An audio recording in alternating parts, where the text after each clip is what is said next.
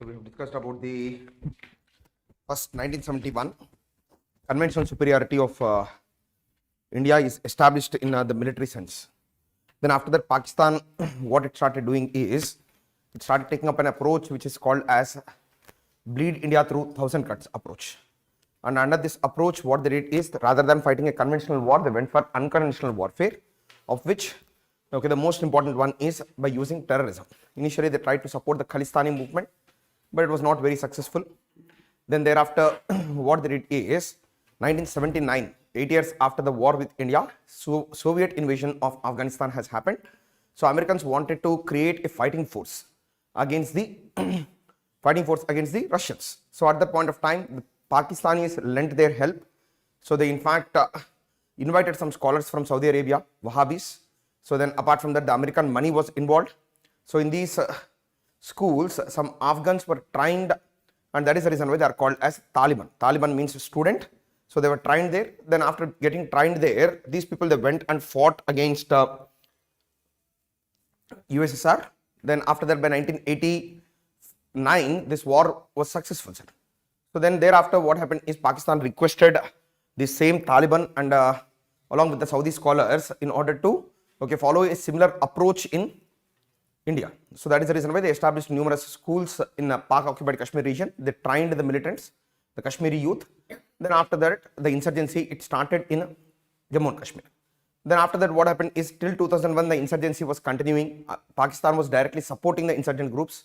But in 2001, the 9/11 attacks have happened, and immediately US declared a global war on terror. And then it started putting pressure on Pakistan to stop its support to terrorism, sir.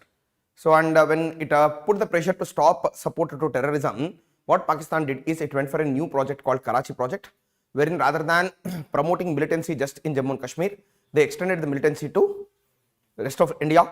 Then they started radicalizing the Indian youth using the communal sensitivity in India. Then SIMI as an organization was radicalized by them. Then Indian Mujahideen को establish करके, पूरा भारत में अभी, so their plan is to extend terrorism not only to Jammu and Kashmir, but to other parts of India too, sir. That is the plan. Okay, so this is the evolution of terrorism in India. I think yesterday we talked about the evolution. Then after that, ISIS and its impact we talked about. We talked about the forms of terrorism like lone wolf attack, sleeper cells. We discussed about hybrid terrorists and also guest fighters. Okay, so these, yes. So the ISIS, they expanded their ideology to Syria. After that, what happened? After that, what happened is they created a territory for themselves. And they were in fact fighting against both Syria and Iraq, sir. But because of the extreme ideology of ISIS, US, which at one point of time indirectly supported ISIS, now the international community started targeting ISIS, sir.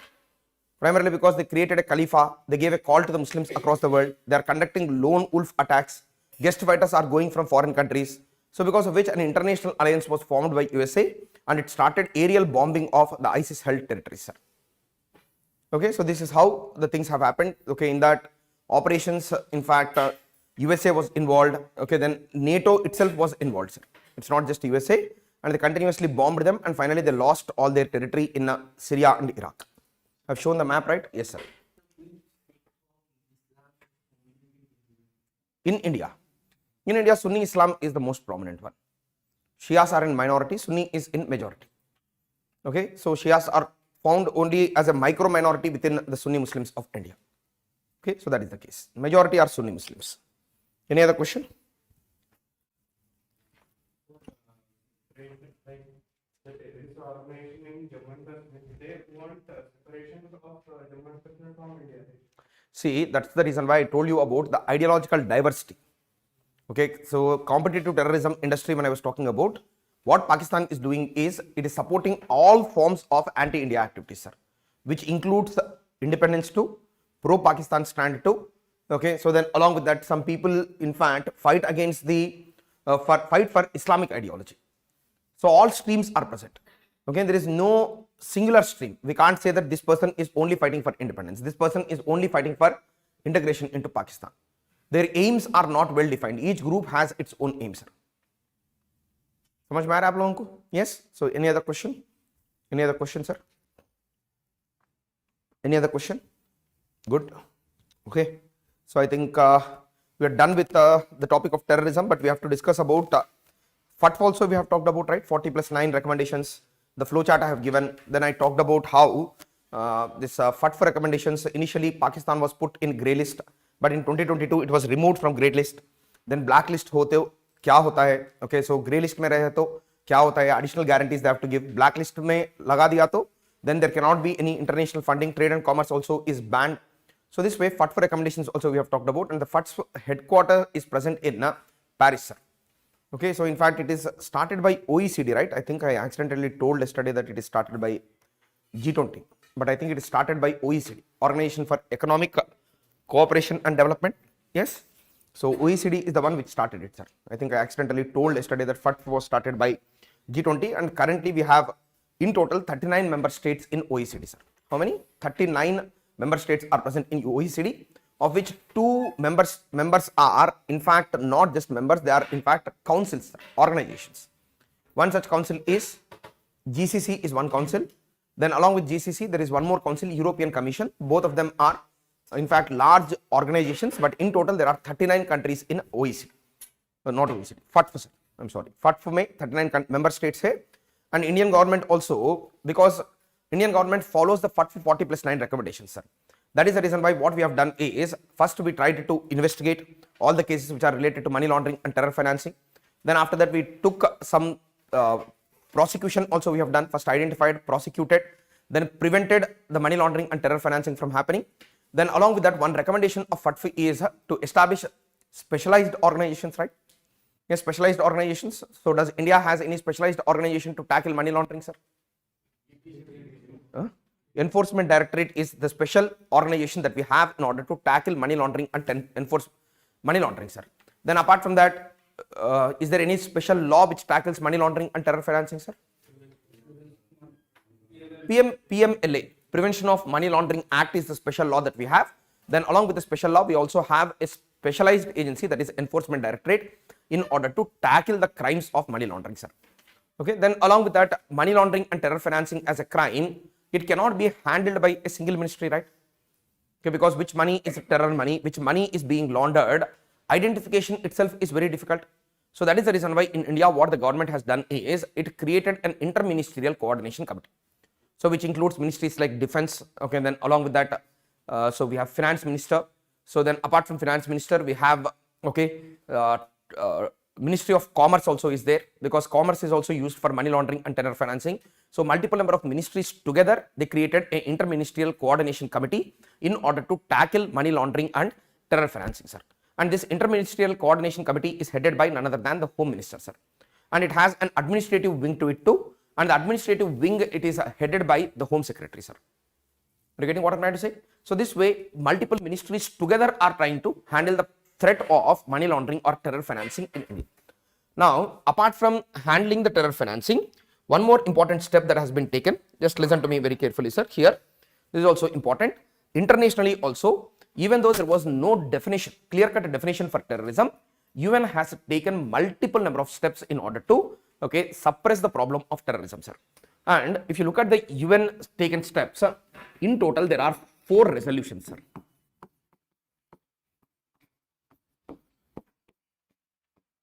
Am I correct?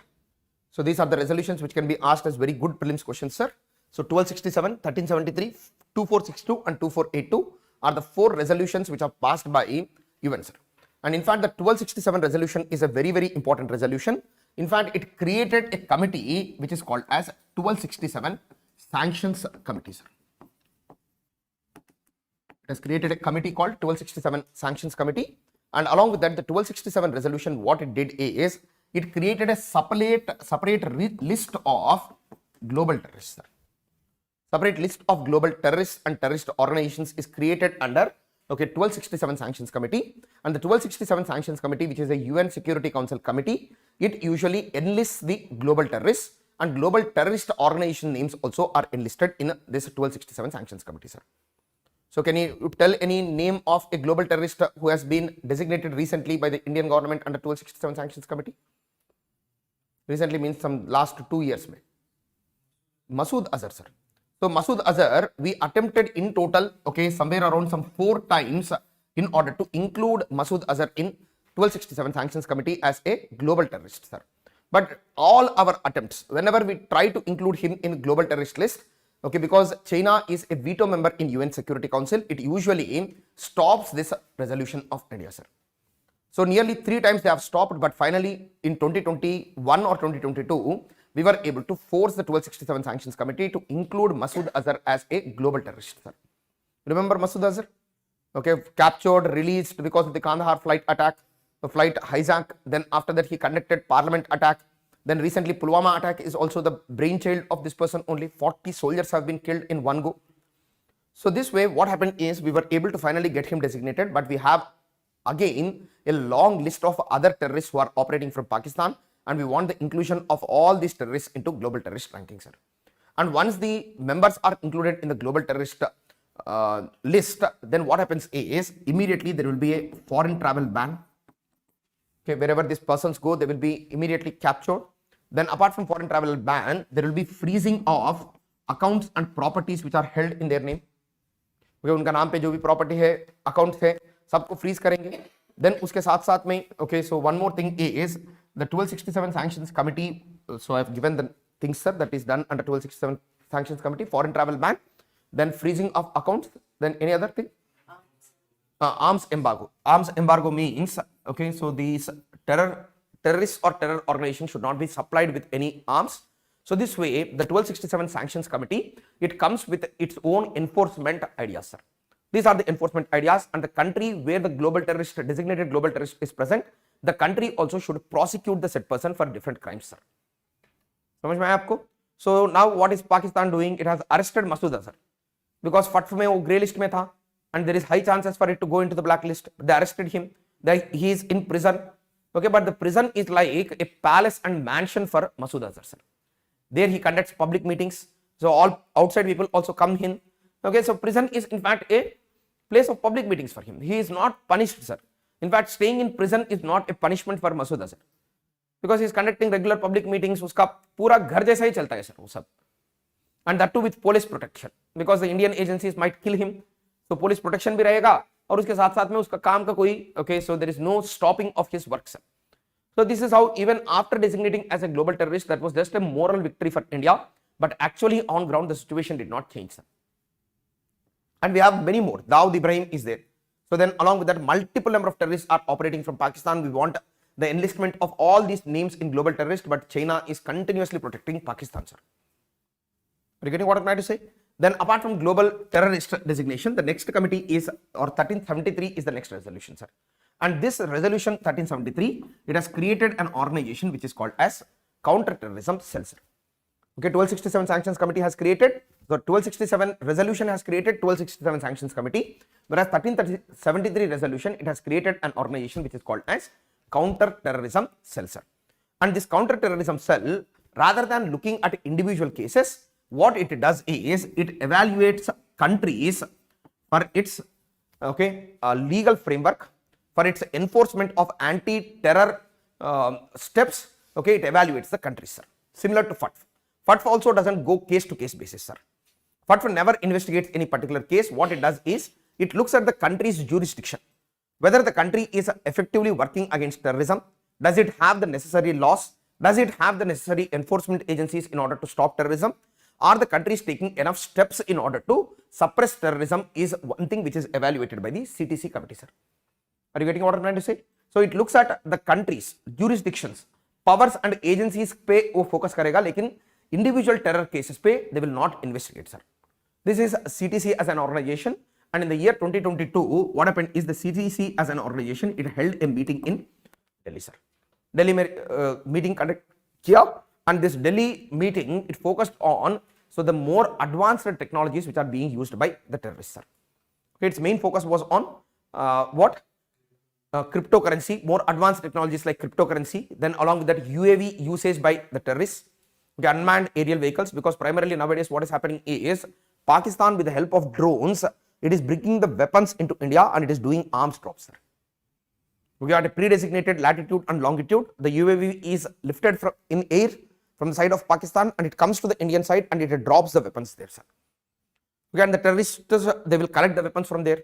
Okay, if the weapons are coming from ground, the security agencies can monitor them. But if they are coming from air, how can you see? what height they are coming from. They are sometimes not visible to in snow, and at that point of time they will come to the other side of the boundary and they will drop the weapons there, sir. Drugs are also dropped, fake Kenyan currency notes are dropped. So this way unmanned aerial vehicles are also creating a major threat to the security of the country. This year it was asked as a mains question, sir. 2023 का mains question, how does UAVs, unmanned aerial vehicles, create a threat to the internal security of the country, बोल के एक question पूछा गया था. And the question was asked primarily because in 2022 in the CTC discussion there was a talk on UAVs and cryptocurrencies and their role in promoting terrorism. समझ में आ रहा है आप लोगों को? So this has been particularly asked as a question, the emerging technologies which are being used by the terrorists and how should the countries be ready for this. Okay, so how will we be ready? क्या करेंगे हम?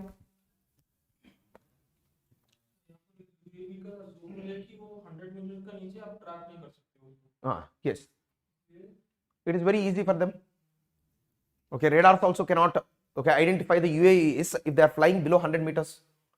Okay, so ऐसा question पूछा गया था sir, emerging technologies and their role in promoting of terrorism, that is UAVs पे question आया था because of the Delhi conference of CTC where a resolution is passed on handling the new and emerging technologies in terrorism, sir.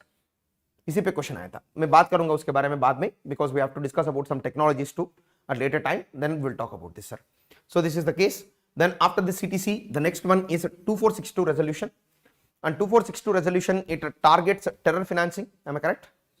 Terror financing को control करने के लिए. So this 2462 resolution was passed. Then the next one is 2482, which tackles the relation between organized crime and terrorism, sir. OC और terrorism का जो भी link है उसको control करने के लिए they have this 2482 resolution. So in total 4 UN resolutions are there which tackle terrorism: 1267, 1373, 2482 and 2462, sir. Whenever the question comes on global measures to tackle terrorism, if you don't write these 4 provisions, then it is not a good answer, sir. You have to write all 4 provisions which are international commitments to tackle terrorism. Now along with that, one more convention or resolution was passed in the year 1999, Global Convention on Controlling Terror Financing or something like that. 1999 का एक resolution भी है, sir. Suppression of terrorism. Okay, International Convention on Suppression of Financing for Terrorism बोल के 1999 में एक resolution, दूसरा resolution भी pass किए थे. So these are the important global steps which are taken in order to suppress the menace of terrorism, sir. Global steps I am talking about. Now, if we look at the Indian steps, what we are doing, first and foremost, we need to talk about the different agencies in India which are tackling the challenges of terrorism, sir. Then along with the agencies, one more thing that we will talk about is the different laws which are present in India which tackle the threat of terrorism, sir. Okay, पहले agencies के बारे में बात करेंगे, तो उसके बाद में हम लोग laws के बारे में बात करेंगे, sir. In laws there is NIA Act is one, then उसके साथ साथ में UAPA Act is one more, and on both already questions have been asked and high possibility of a question on them again and again. Then on the agencies, till now the question this year the question has been asked on the agencies too, sir. Okay, इस साल question पूछा गया था agency के ऊपर भी, तो पहले हम लोग किस पे फोकस करेंगे, किस एजेंसीज पे? Only the agencies which are tackling the threat of terrorism, sir. Okay, in fact if you look at the highest level of security issues were discussed on in the cabinet committee of security. Remember, cabinet secretary is the head, cabinet secretary is the administrative head, political executive head is the prime minister. Cabinet committee on security के बारे में हम लोग बात किए थे. Now along with the cabinet committee on security, there is one more agency which is called as National Security Council, sir. It comes immediately below, because cabinet secretary apart from security issues he handles multiple other matters, right? That is the reason why there was a need for a specialized agency in order to tackle the security challenges, for which National Security Council was established, sir. Okay, National Security Council was established, and National Security Council initially when it was established, in fact the important member in National Security Council is also again the Prime Minister, sir. Prime Minister is the important member, but administratively if you look at, the important member is National Security Advisor, sir. So वहां पे cabinet secretary रहेंगे, यहाँ पे national security adviser का dominant role रहेगा, किसमें? National security council. और national security council का in total earlier there were 3 organizations. Joint Intelligence Committee is one, then second one is what, sir? Strategic Policy Group is the second one, and third one is National Security Advisory Board. ये 3 organizations पहले थे, sir. But recently, after Modi came to power, what happened is this Joint Intelligence Committee that is present, it has been replaced by an organization which is called as National Security Council Secretariat. Sir. The Joint Intelligence Board tha pehle, so now it has been replaced with National Security Council Secretariat. Sir. Earlier, the Joint Intelligence Board, it used to have the members from both IB and RAW, and it used to, in fact, collate the information, intelligence from various agencies, and based on that, it used to give inputs. But now the work has been replaced. Now we don't have JIC, sir. It is being done by National Security Council Secretariat, and National Security Council Secretariat's head is also again NSA, sir. Are you getting what I'm trying to say? Ajit Doval is the one who made this organization very popular. Yes or no? He is the National Security Advisor. So he is the one who is making this organization very, very popular today, sir. So this is Joint Intelligence Committee's work is now being done by National Security Council Secretariat, and its head is also NSA, sir. Then apart from this, there is SPG and NSAB.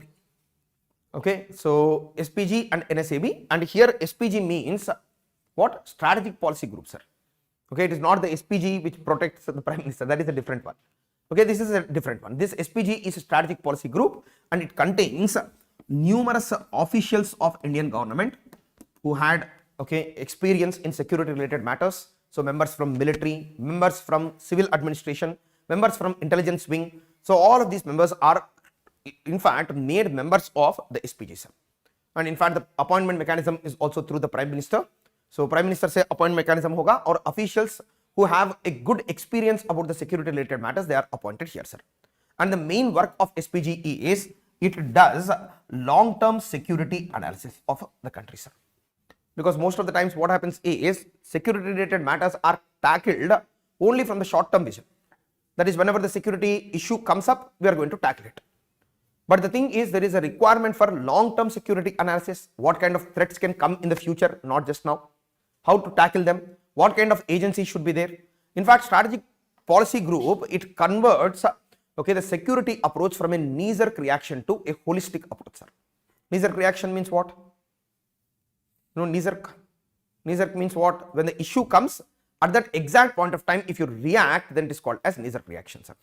Okay, snake is coming to you in order to bite you.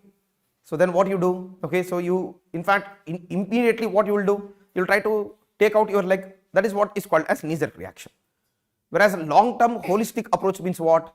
You should not go to the places where the snakes are present. Even if you go, you have to wear the safety gear.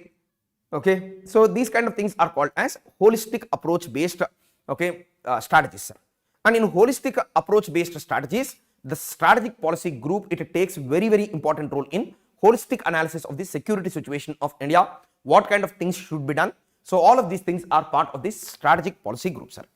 And at the same time, apart from the officials of India, there are numerous civil society organizations. Very good academicians are also present in different streams of security in India. And the government wanted inputs from them too, sir. Okay, because official view would always be narrow. Okay, whereas the people who work in academics, who work in media, who work in, so these kind of civil society organizations like security analysis, civil society organizations are there, sir. Think tanks are there. So I said roles mein bahut log kaam karte. So what the Prime Minister has done is, or the National Security Council has done is, these kind of non-officials who have very good idea about the security, okay, so they will be nominated as members of National Security Advisory Board, and its function is exactly the same like SPG, sir. Uska bhi kaam yahi hai ki long term security analysis karke governments ko input dena hai. Only in the membership they differ, sir. NSAB is non-official, whereas SPG is official body. Okay, so I think Arnab Goswami's final aim is to become member of NSAB. Okay, because he talks very well about security, right? Huh? Yes, Sujay Chaudhary. Okay, so nahi to Arnab Goswami, or otherwise that मूंछ वाला military आदमी है ना, पता है आपको?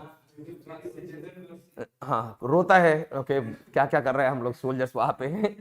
So these people want to convert India into a police state, sir. There is no doubt about it. Okay, so their aim is to ultimately convert India into a police state. Okay, but those people are part of NSAB, National Security Advisory Board, and it also does the same long-term strategic analysis. or security analysis and gives inputs to the government, but the membership is non-official, sir. So this is the highest decision making bodies with respect to tackling the issue of terrorism, money laundering, ये सब tackle करने के लिए. So this is the highest body. Now, apart from this, if you look at on ground, policing is the work of whom, sir? Terrorism should be finally handled by policing, but policing is the work of which? State government. Yes. So, and at the same time, the threat of terrorism is international threat, and we are handling, okay, the terrorism threat at through policing, we are handling it at state level. Threat देखा तो international threat है. Okay, handling कहां पे कर रहे हैं हम लोग? स्टेट गवर्नमेंट में स्टेट पुलिस को काम देके we are trying to tackle terrorism. But will the state police be equipped enough to fight terrorism, sir? That is the reason why what the central government did is it has established some security agencies of its own, sir. Let's try to understand. The most important organization is RAW, sir, Research and Analysis Wing. Okay, so this RAW is the Indian External Intelligence Gathering Agency, sir. External Intelligence Gathering Agency is RAW, and usually in RAW, okay, some people who have possessed high level of skills while functioning in army, while functioning in intelligence bureau, they are deputed to RAW, sir. And RAW is, okay, in fact, the organization which is working for the external intelligence, sir. Okay, so RAW is made much more popular by Salman bhai. Yes, Tiger Jinda hai, Ekta Tiger. Okay, so all of these are the positions in RAW itself, sir. Then apart from RAW, the other organization which is present for intelligence gathering is IB, sir, Intelligence Bureau. For this, direct recruitment is usually conducted. So I think you know that there is an exam also which is conducted for IB entrance examination. Okay, so Intelligence Bureau is the next one, and its main function is to gather internal intelligence, sir. To gather internal intelligence of the country. So that is the main aim of these people. Now the thing is, when a terror strike occurs, sir, try to understand this. When a terror strike occurs, okay, or if some enemy of the country or some terrorist comes into India with huge weapons, okay, then along with that there is a bomb blast, let's suppose. So in these kind of situations, the state police are not directly capable enough to tackle this threat, sir. That is the reason why, as a contingency force, in order to handle the terror strikes, we have created a specialized agency which is called as National Security Guard, sir. And National Security Guard in India, NSG, has been established after the assassination of Indira Gandhi. Okay, Indira Gandhi, because she was assassinated by her own security personnel, right? So nearly 30 bullets have been fired into her body, sir.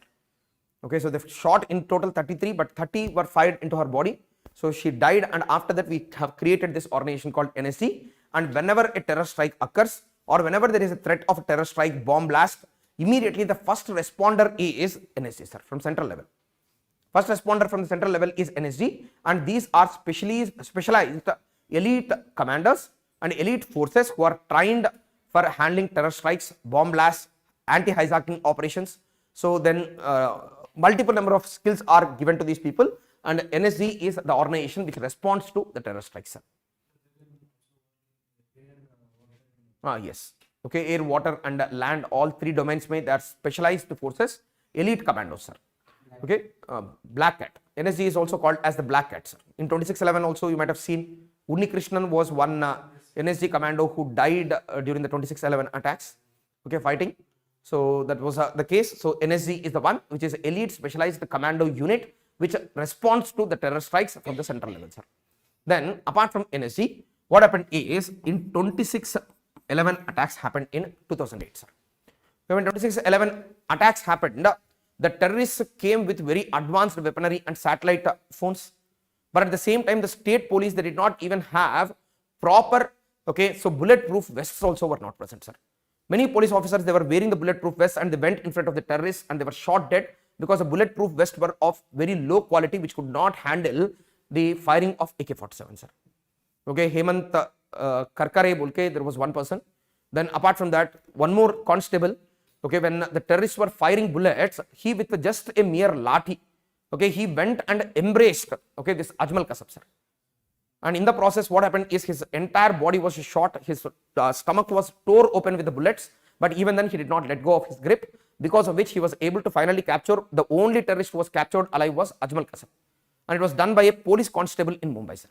And that too, he just had a lathi, he didn't have a gun, he didn't have any security gear, but he wanted to capture him. That is the reason why he committed this sacrifice. And this shows that the state police is in fact not very capable, and the state police don't have the necessary resources also in order to fight against the terrorists. And along with that, post-terror strike also, investigation is also becoming very difficult, sir. Investigation is also becoming very difficult, primarily because the terrorists first came from Pakistan to Gujarat, and from Gujarat on a boat they have come to Mumbai. Now this includes 2 states. Does the state police have the jurisdiction to go and investigate the case in Gujarat, sir? No. So, and 26/11 attack, it in fact changed the very perspective of security in India, sir. Because till then only bomb blast used to occur. But here 10 terrorists wielding weapons, they have targeted the areas which are populous or where more number of people are present, and they have caused a huge mayhem, sir. So because of which our very approach towards security has changed, and post 26/11 attacks, the central government, it passed or it created a specialized agency which is called as National Investigation Agency, sir. And this National Investigation Agency is a federal agency which overrides the state police in terrorism related cases, sir. Wherever the terrorism related cases happen, then the NIA can in fact take over the cases from the state police, and it has become the centralized agency to tackle terrorism. More about the NIA, its functions, what is NIA Act, these things I will discuss in the law, sir. But remember that NIA as an agency is present, sir. Is it clear? NSG is the fighting force, NIA is the investigating agency. Whenever a terror strike happens, or even before the terror strike, when they get some intelligence, they can arrest people with the same, sir. Is it clear? So 2 agencies at center, NSG and NIA. Now, even though NSG and NIA is present, whenever a terror strike happens in any part of the country, who would be the first responder, sir? The police would be the first responder, whatever it might be. NSG will come from the central level, but it would take some time for it. Is it true or not, sir? Even though we are very ready with NSG, but it would take for NSG some time to come to the said area of terror strike. So naturally the state police are going to be the first responders, sir. So, and because of which multiple number of states, what they did is they established specialized police cells which are called as anti-terrorism squads, sir. ATS it is called as. And along with ATS, some other states have established special police cells. STF, special task force is one more.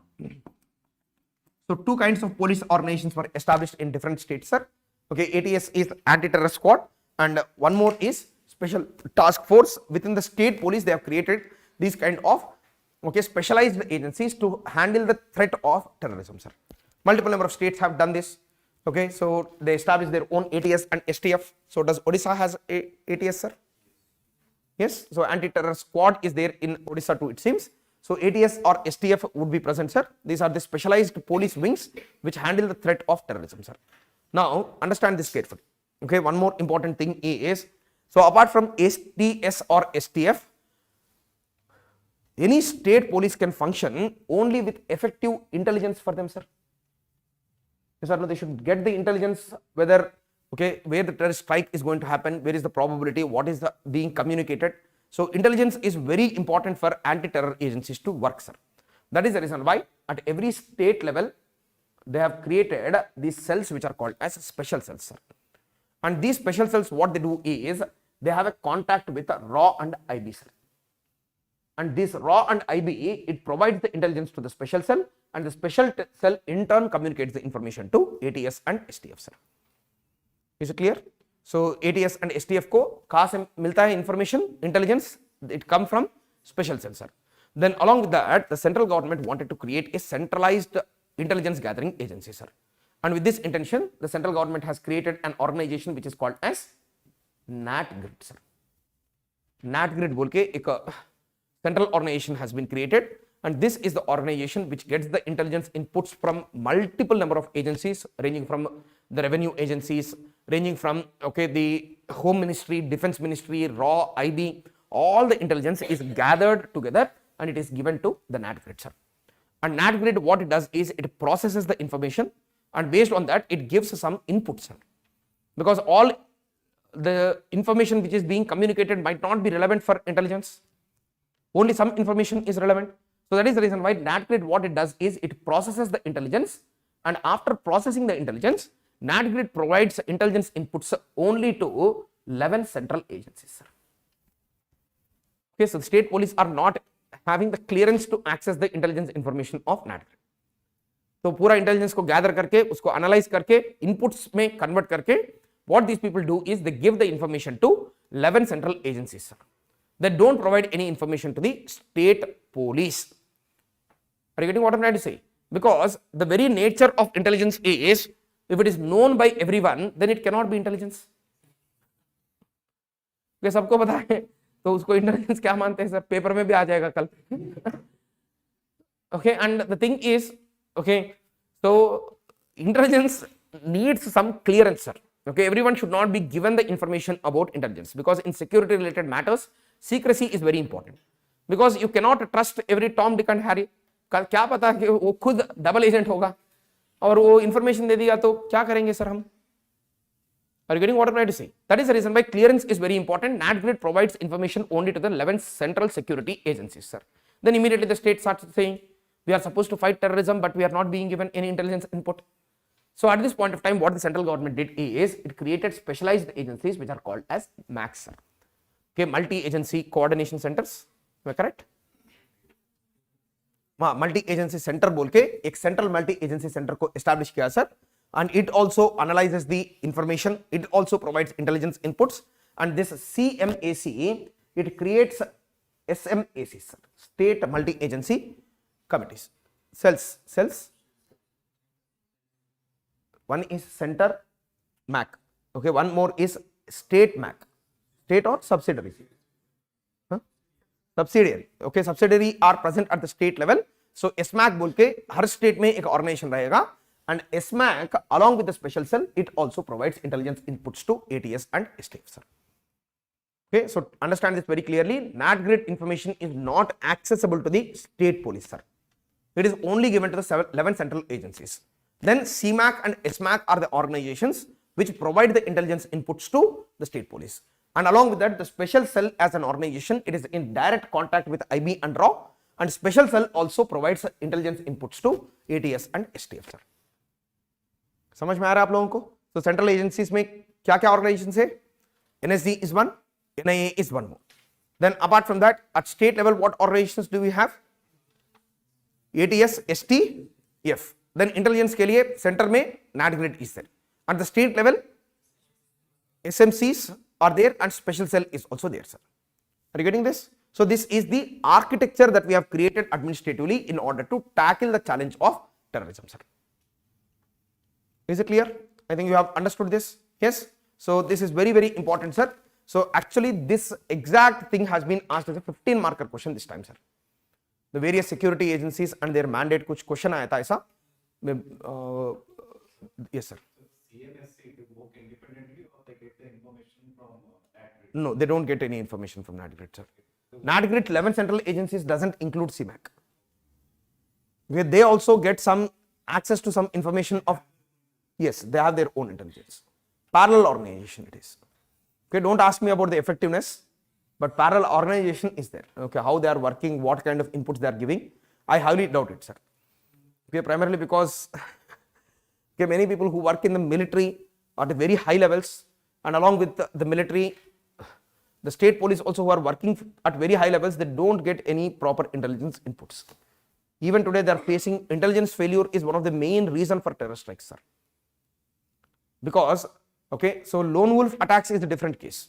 तो वहां पे तो हम लोग कुछ नहीं कर पाएंगे क्योंकि the person is ideologically brainwashed and he conducts a terror strike at any point of time. We don't know. But in sleeper cells, where there is a clear command structure, organized terror strikes which are being directed from Pakistan, there should be some or the other intelligence chatter, sir. There will be double agents who from India go and join into the terror organizations. तो उनसे at least हमको पता चलना चाहिए terror strike होने के पहले ही कि होने वाला है. Okay, but in most cases what is happening is intelligence is failing.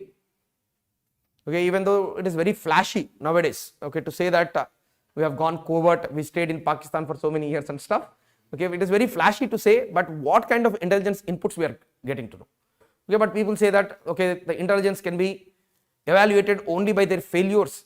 They might have successfully avoided many terror strikes, but उन पे कोई उसको बात नहीं करते. But we don't know, sir. We don't have any access to this information, primarily because India doesn't have any of its own national security strategy नहीं है sir हमारा. Usually in many foreign countries what happens is there is a national security strategy and this NSS is of USA sir. वहाँ पे क्या करते हैं, after a person becomes a president immediately he publishes a national security strategy. उसके time में security का वो किस एरियाज पे फोकस करेगा और वो क्या काम करेगा, किस एजेंसीज को ज्यादा पावर देंगे, तो ये सब के बारे में they publish a national security strategy sir. Then along with that after every 5-6 years there would be a review mechanism too. समझ में आ रहा है सर आपको? तो कैसे review mechanism, how they do is they whatever works they have done over the past 10 years they will submit all of those works to the Congress sir, and in Congress the work would be evaluated. Then after that some of that information is also put in public domain too sir. But in India, does the government provide any information about the security strategy? Is there any strategy? No national security strategy is there. Then along with that periodic review is not there. No information comes in public domain. See, consider this, Balakot airstrikes have happened in when 2018 19 पे. You know Balakot airstrikes, Pulwama attack के बाद, okay, so you know that some Indian fighter jets went and bombed some terror launch pads. So at that point of time, Indian government claimed that there are 300 JEM members who died, okay, because of the airstrikes, sir. It claimed, that's it. Media reports came out. But even today, do we have any clarity on the number of people who died? Whether any people died or not, also we don't know. Okay, so because of which what is happening is there is a trust gap between the people and the government, sir. हमको पता ही नहीं चल रहा है, no information is being put out. No information is being put out on successes or failures. दोनों लोगों को जानना चाहिए. Then only we can get the trust on the security agencies. Then along with that, in the current security scenario, not just the military forces, even the people also should be ready for security challenges, sir. Because in hybrid warfare, is there any difference between people and security agencies, sir? So we are also being targeted through psychological warfare. We should be ready for it. So in this kind of scenario, there should be more, okay, clarity forthcoming through national security strategy. But till date, we don't have any national security strategy. We don't subject our security agencies to periodic review. Okay, no discussion on the security agencies' work and no information on the public domain on what the security agencies are exactly doing. That is the reason why by taking advantage of these kind of things, okay, some people claim very extraordinary things that are done by them. Yes or no? Okay, so only some security agents, they write books and then we get to know some information. But that too, we can't prove whether it is correct or wrong. समझ में आ रहा है आप लोगों को? So definitely there is a need for national security strategy is required and more information should be accessible to the public. Then only we can study the internal security subject also more clearly, sir. Okay, ऐसे नहीं तो हवा में figures होगा. 300 लोगों को मार दिया हम लोग जेईएम का, पता नहीं को किधर मारा, कहाँ मारा, कौन मर गया. Okay, Pakistan also says that there were no casualties. Okay, India says that there are 300 casualties, but what is the truth? We don't know. Okay, so but some people say that okay, आपको तो you have to keep trust. Okay, trust तो भगवान पे होते हैं sir. Okay, सिर्फ और सिर्फ. So he was captured. That is the only thing that is not Bindra.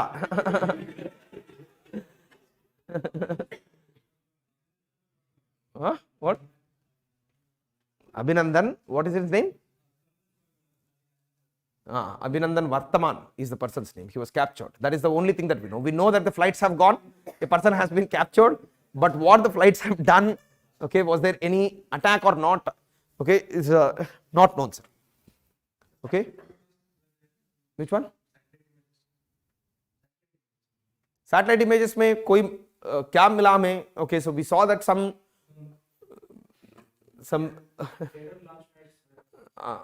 yes, terror launch pads means some buildings were there. Some buildings means not whether they were good buildings or bad buildings, we don't know, sir. Okay, but the buildings were bombed, that is for sure. Okay, so we don't know. Even today there is no clarity on this, sir. At least, okay, not immediately. If they are released immediately, then it might lead to security challenges, sir. Yes or no? Because it might lead to provoke a war too. At least 5-10 years down the line, you have to release the information to the public. Then only we can evaluate whether the government is doing the right thing for the security or not. Let's see. Okay. Which one? Uri attack. Yes, that. See, I am not denying that the attacks have happened. Please, okay, don't make me that. Okay, so I am not ultra liberal, okay, congressy who says that the attacks themselves did not happen. Okay, so I am not that kind of person. I am saying that attacks have happened, but we should get to know. As citizens, it is our right to know that what kind of work is being done by the security, and it will build some confidence and trust in me towards the government. No clearly defined national security strategy is there. No clearly defined objectives, outcomes are being evaluated.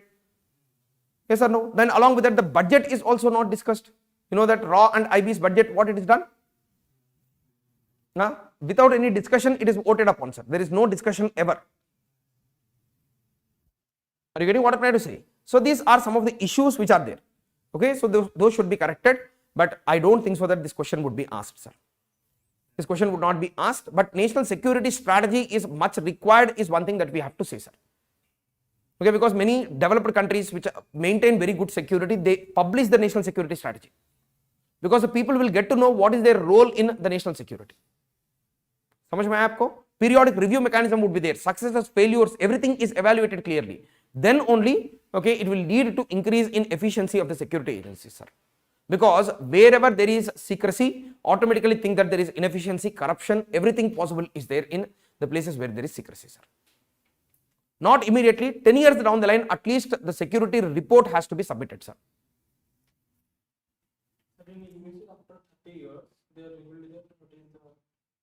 Yes, on the intensity of the case, so but they are released 30 years. So whatever the time limit might be, so but they have to release the information on what the security agencies are doing. That will in fact create a sense of fear among the security agencies to work efficiently. Because if not for today, the future generations are going to judge you on what you have done. Are you getting what I am trying to say, sir? So that is the case. So very, very, very important that information should be revealed, sir. Based on the issue, sensitivity of the issue, the time can be delayed, but they have to be published.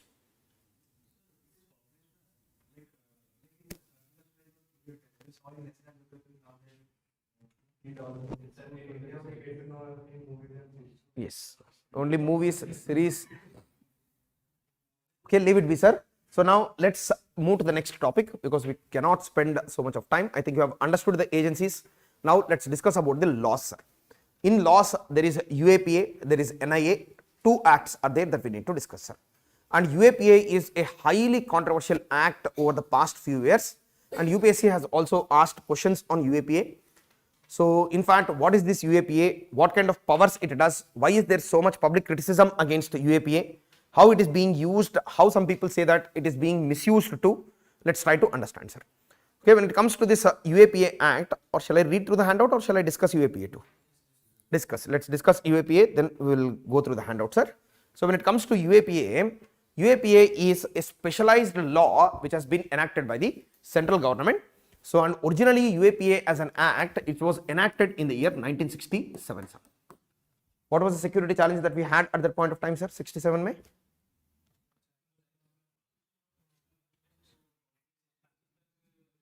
'67. 62 is India-China war. Huh? Unlawful Activities Prevention Act was originally enacted in 67. 67 May, which security challenge emerged to India? Why are you looking only on the outside? Naxalism 67, sir. When did Naxalism start? पहला chapter था 1967 नक्सलबरी movement. हम लोग इतना discuss करने के बाद आपको 67 में क्या हुआ पूछे तो आप लोग ओके चाइना को 62 को ला रहा है, 65 पाकिस्तान वार को ला रहा है, नागालैंड इंसर्जेंसी ला रहा है. ओके तो वहां तो नक्सलिज्म ना वहां पे. तो 67 में UAPA act was enacted, sir, in order to tackle the challenges of Naxalism itself. But after that, the UAPA as an act, it got lapsed, sir. Okay, it was lapsed, and 67 Act originally which was passed, it later lapsed, sir. And after the lapse of this act, what the central government did is, it passed a act which is called as TADA, sir. Okay, and Tada as an act, it was enacted in order to handle the problem of Khalistanism. Okay, after the assassination of Indira Gandhi, okay, this Tada Act has been enacted. Tada is called as Terrorist and Disruptive Acts Prevention Act. Okay, so Terrorist and Disruptive Acts Prevention Act, Tada, post the Khalistani movement or post assassination of Indira Gandhi, Tada was enacted. Then when Tada was enacted, there was a lot of criticism against it, saying that it led to human rights violations and stuff. So it was also permitted to lapse. Then after Tada, the next act which has been passed is called as POTA Act. And POTA was enacted after the parliament attacks in 2001, okay, during the BJP rule, and there were also a lot of criticisms against POTA that it has violated human rights, okay, it has suppressed democracy, ऐसा बहुत सारा criticism था. So 2004 में we permitted that POTA to be lapsed, sir. Then after that, after the 26/11 attacks in India, we re-enacted the UAPA. Okay, so re-enacted the UAPA, but we have added many more provisions to the original 1967 UAPA. And in 2008, after the 2008 attacks, so we have enacted the UAPA, and along with enacting the UAPA, on multiple occasions over the past 15 years, we have passed multiple amendments under UAPA, sir.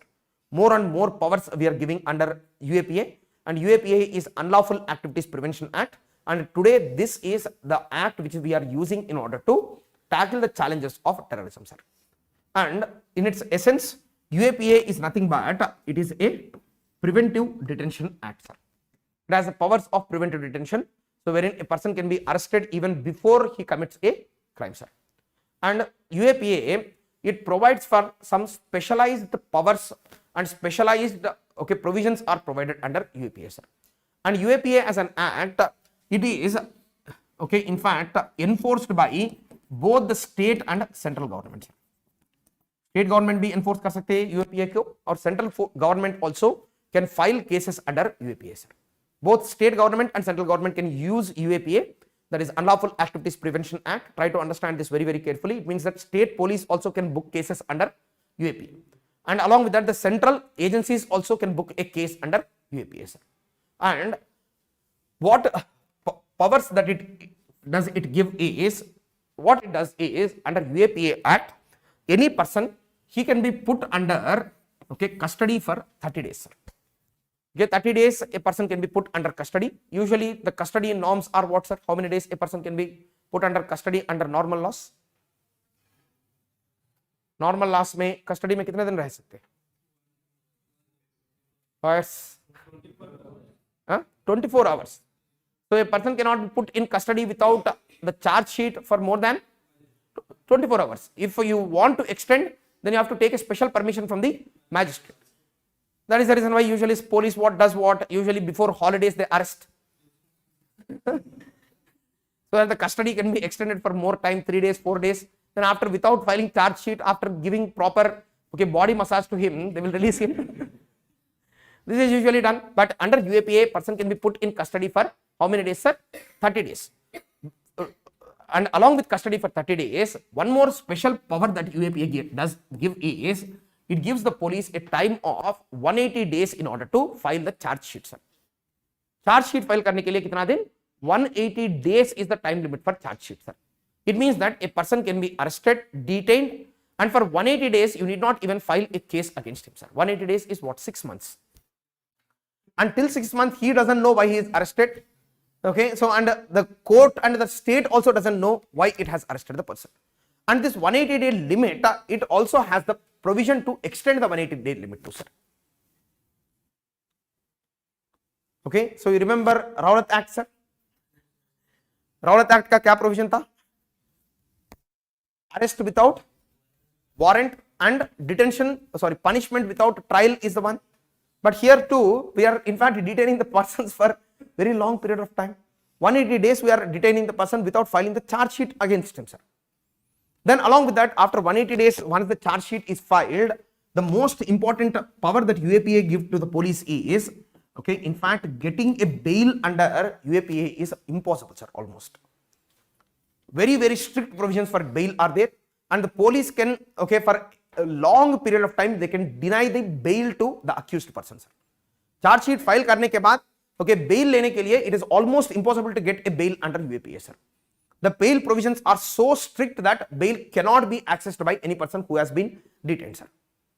Then these are the specialized powers. It is preventive detention, 30 days of custody, 180 days without charge sheet. Then after that, bail is also denied. Then along with that, UAPA as a provision, it in fact punishes a person, okay, who is charged of terrorism for 5 years. Okay, the minimum punishment is 5 years, sir, and the maximum punishment for people who are involved in terrorist activities is death penalty, sir. So from 5 years imprisonment to the maximum punishment is death penalty, sir. Again, these kind of powers are given to the judiciary under UAPA. From 5 years imprisonment to death penalty are covered under this, sir. Now try to understand this very carefully. So these are the special powers which are given. Then along with these special powers to the criminal justice system and enforcement agencies, UAPA also gives specialized powers to the central government, sir. And what special powers are given to the central government? The central government can declare any organization to be a terrorist organization, sir.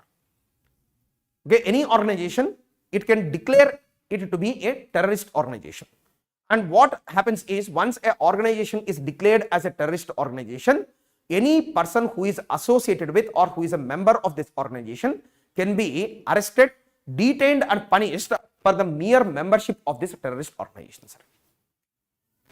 किसी organisation को आप terrorist organisation बोल के declare कर सकते हैं, and once the organisation is declared, all the members who are part of this organization, they can be immediately detained and arrested even without them committing any crime, sir. Are you getting what I'm trying to say? But will the terrorist organization give slips of membership, sir? Then how will you determine whether a person is part of terrorist organization or not?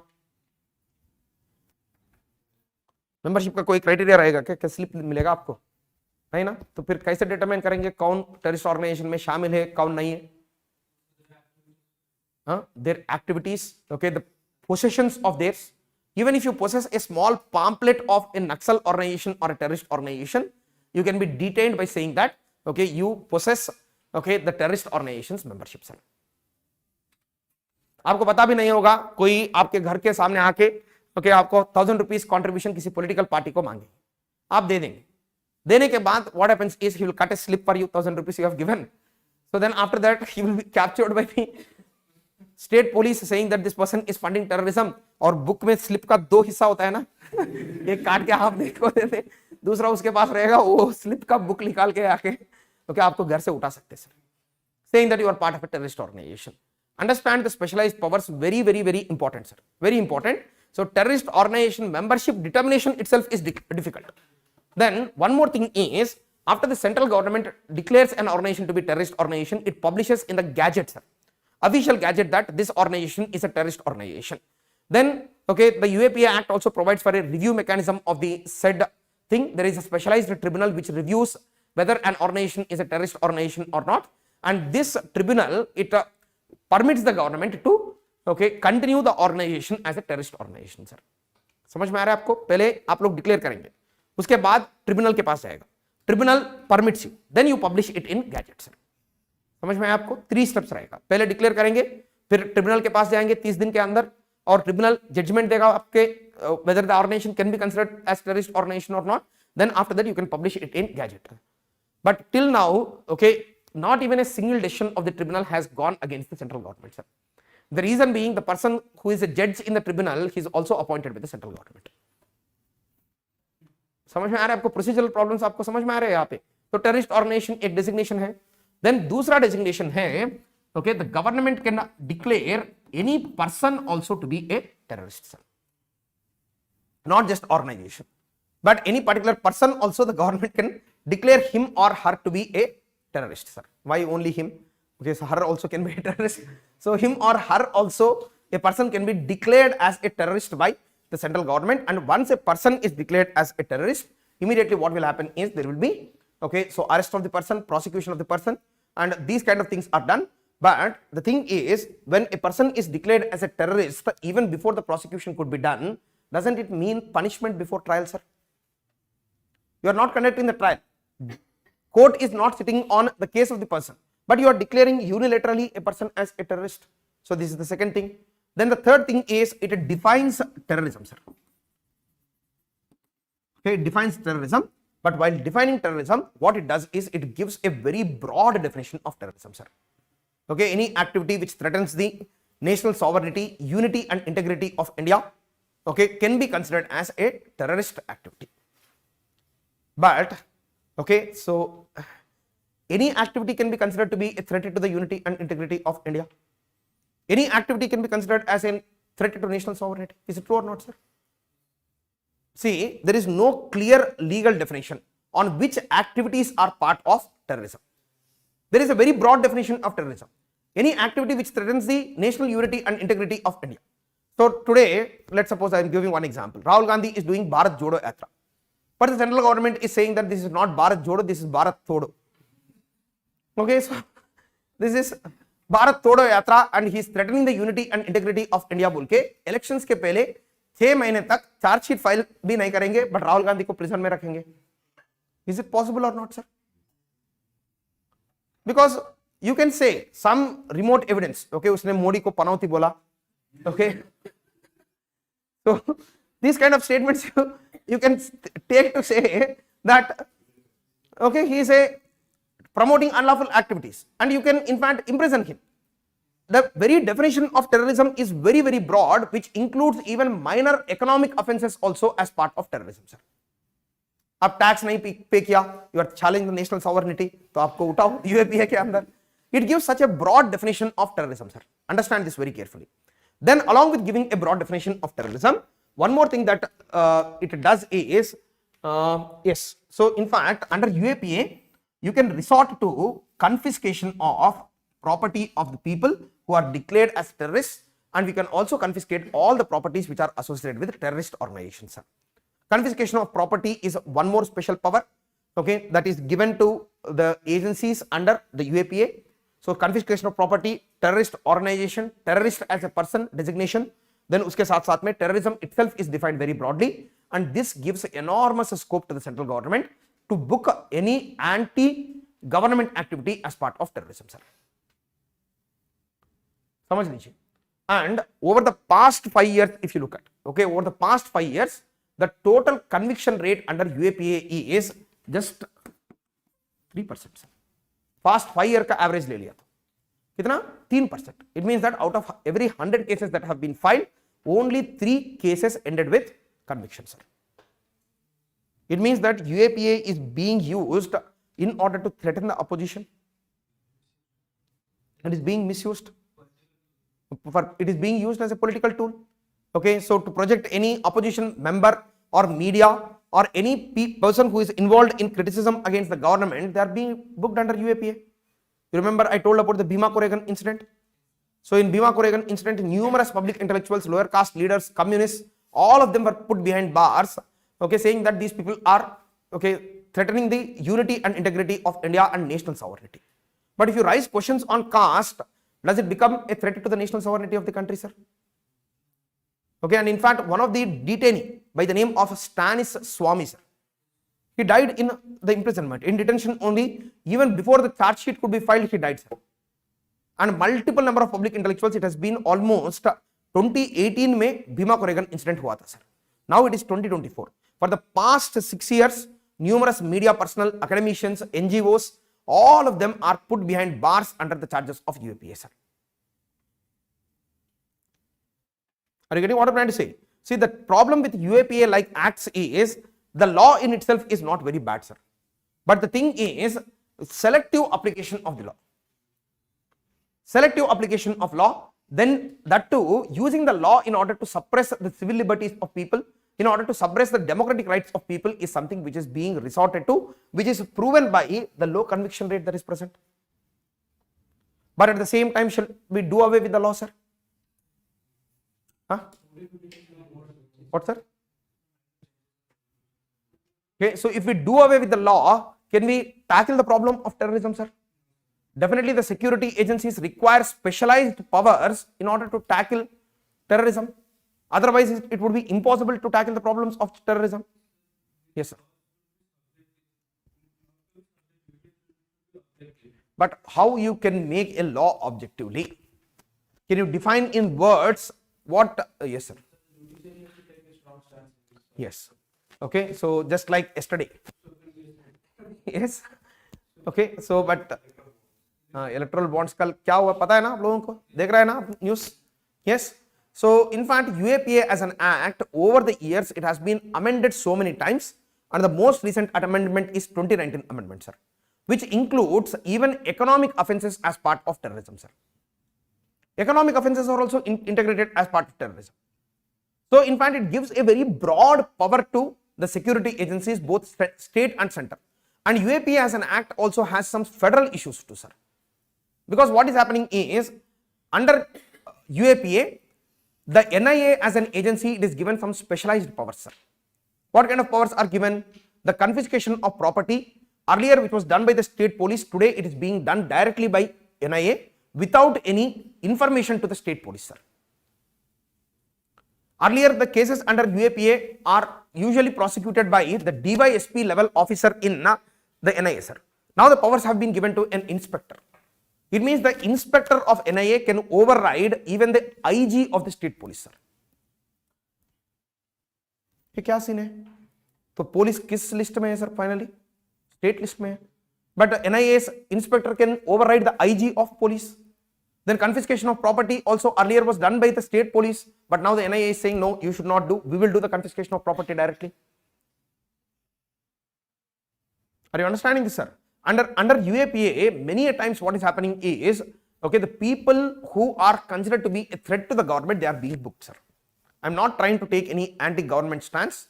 Try to understand this very carefully. But there is misuse of UAPA, which is an accepted fact everywhere, sir. So what is the solution then? We need the law, and at the same time it is being misused. तो हम लोग को क्या करना पड़ेगा? Not just judicial activism, sir. We should not just depend on judicial. That can be one point. Then apart from that, 180 days they can reduce 180 days. Okay, but the terror related activities, investigating the terror related activities usually takes time, sir. तो chargesheet को file करना बहुत मुश्किल हो जाएगा. Okay, the definition of terrorism should be more clear. Yes, so rather than including, okay, so very broad terminology, so what we can do is we can narrowly define terrorism. Yes, narrowly define terrorism, that is one thing that we can do. Then uske साथ साथ में, okay, giving special powers to NIA under UAPA is also not right.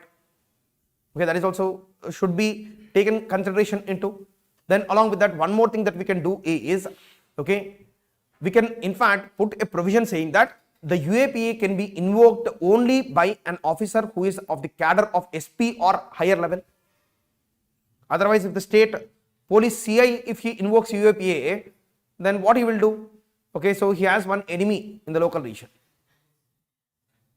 Okay, CI will invoke the UAPA, put him in detention for 6 months, and after 6 months, once he comes out, will he have the courage to look at the CI, sir, in his eye? Political opponent को आप arrest करेंगे, political opponent बाहर आके फिर आपके against बात करेगा क्या 6 महीने के बाद? नहीं होगा sir. So that is the reason why at least there should be a provision saying that UAPA can be invoked by an officer who is of the cadre of SP or higher level, sir. Are you getting what I'm trying to say? That too with a detailed information about why the UAPA is being invoked on the said person should be mentioned there, sir. Are you getting what I'm trying to say? Yes. So these are the important things that have to be done because of the low conviction rate under UAPA. So in fact, every year there are more than 2000 cases which are being filed under UAPA across the country, sir. हर साल 2000 case से ज्यादा file हो रहा है sir. उसमें से तो conviction rate कितने केस में है? 3% of cases. Are you getting this? So I think this is the discussion on UAPA, very, very important. Then along with UAPA, there is also one more act called NIA Act, sir. Just see that NIA Act section. NIA Act is there before UAPA. After NSG and stuff, there is a NIA Act is there, especially covered during the agencies itself, it is present. Can you find NIA Act? No. और UAPA के बाद है क्या? देख लीजिए एक बार. It should be there.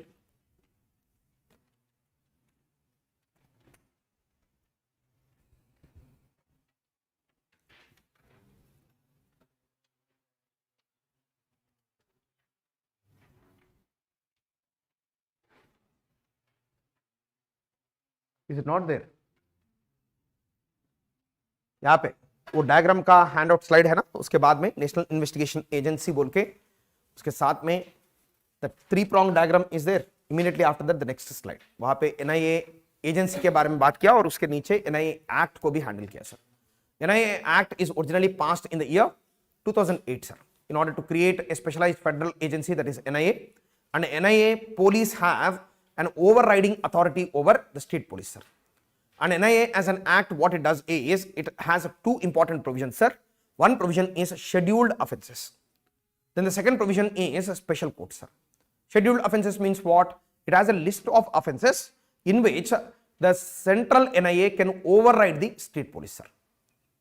Okay, so list of offences, scheduled offences होता है, तो उसमें the central agency NIA can override the state police and take over the cases sir.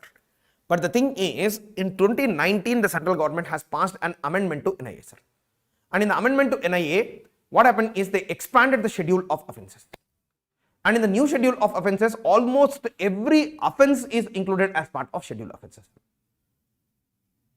Okay, so economic offences को भी include किया, then उसके साथ साथ में explosives act.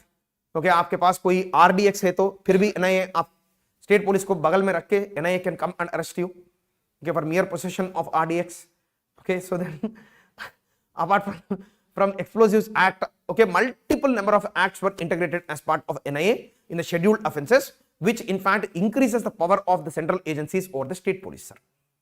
Then उसके साथ साथ में the second one is they also create special courts sir.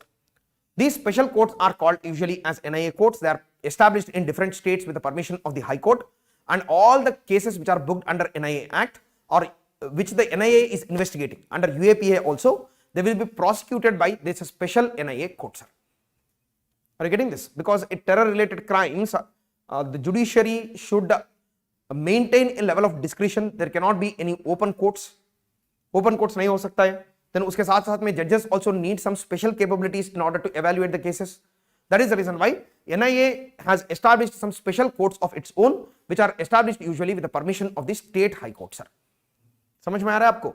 Then उसके साथ साथ में one more important thing that they have done is under the NIA Act today, as of now, even the terrorist activities which are conducted against Indians outside of the Indian territory, not just in India sir, but outside of the Indian territory also, if any terrorist activity is conducted against Indians, the prosecution and the case can be registered by the NIA sir.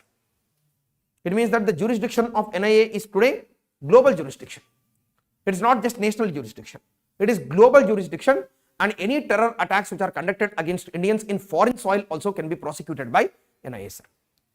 Is it clear? Then along with that they have the powers of confiscation of property. Then I told about the special powers of NIA under UAPA also. The NIA inspector can prosecute a case, take over a case. Earlier it used to be DYSP. Now inspector can override even the IG of the state police. Is it not a interference in the policing activities sir? Then confiscation of property is also given to NIA. So this way NIA is the specialized federal agency in order to prosecute the crimes which are related to terrorism sir. I think you have understood this case, right?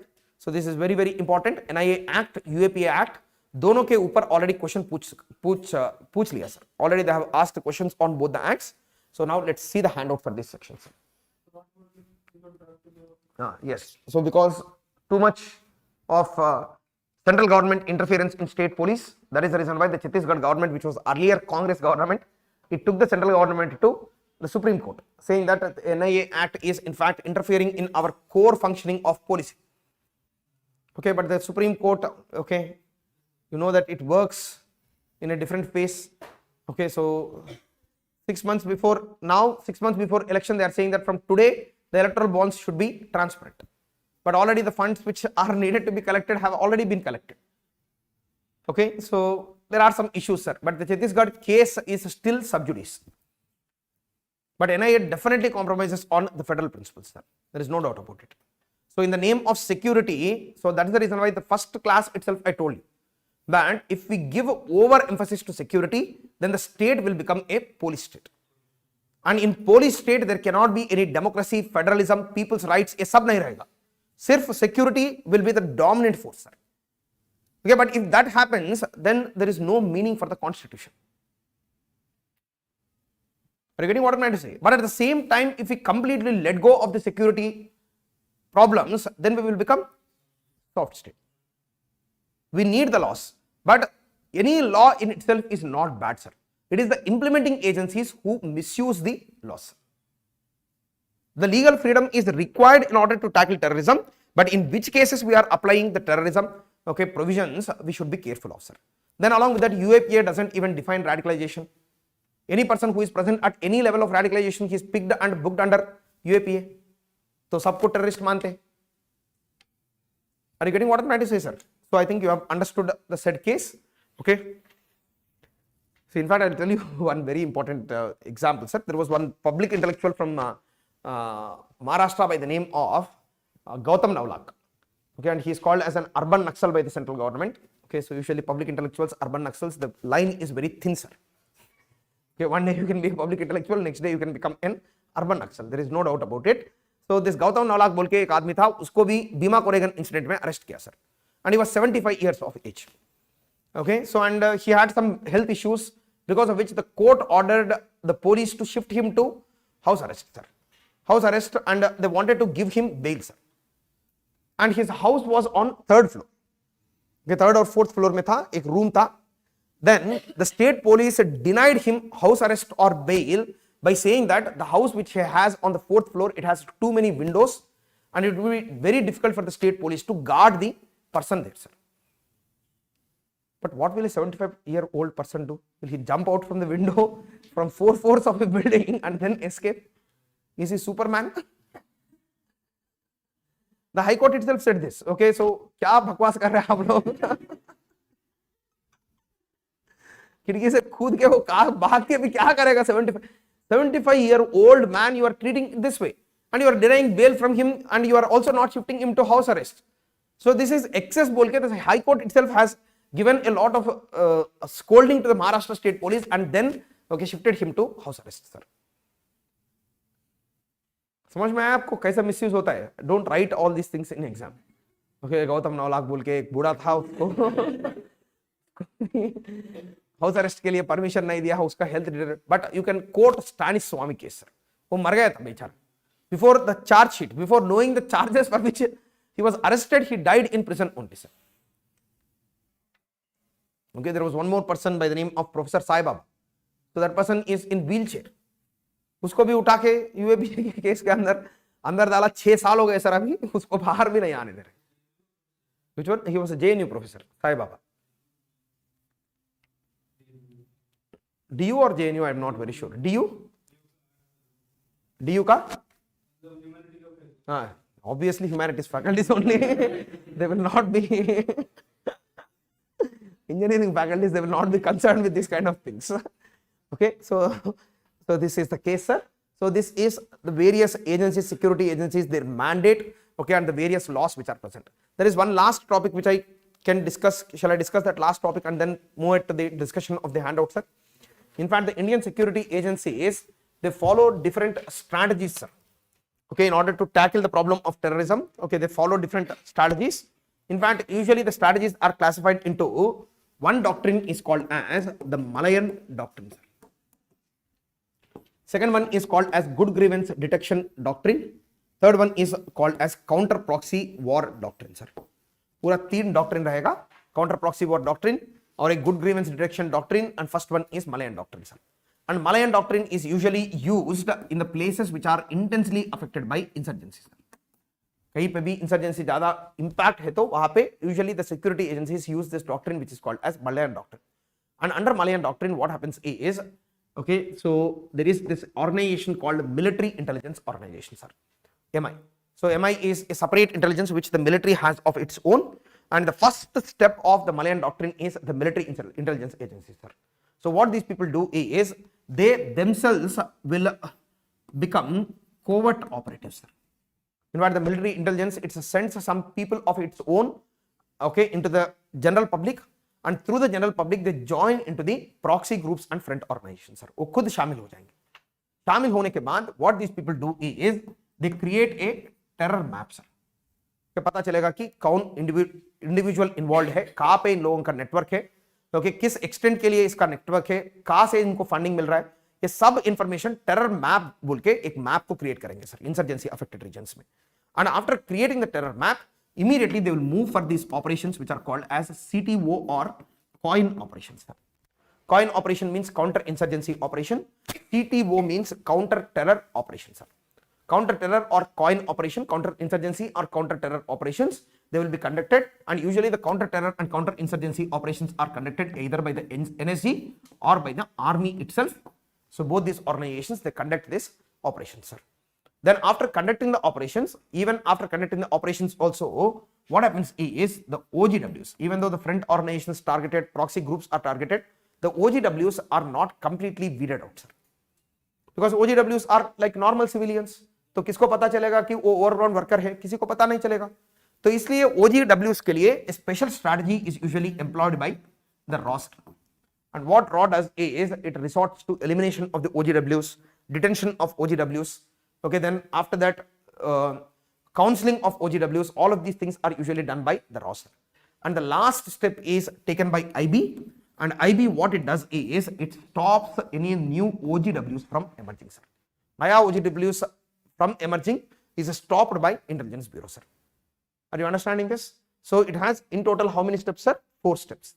पहला step क्या है? Terror map को create करना. कौन करेगा वो?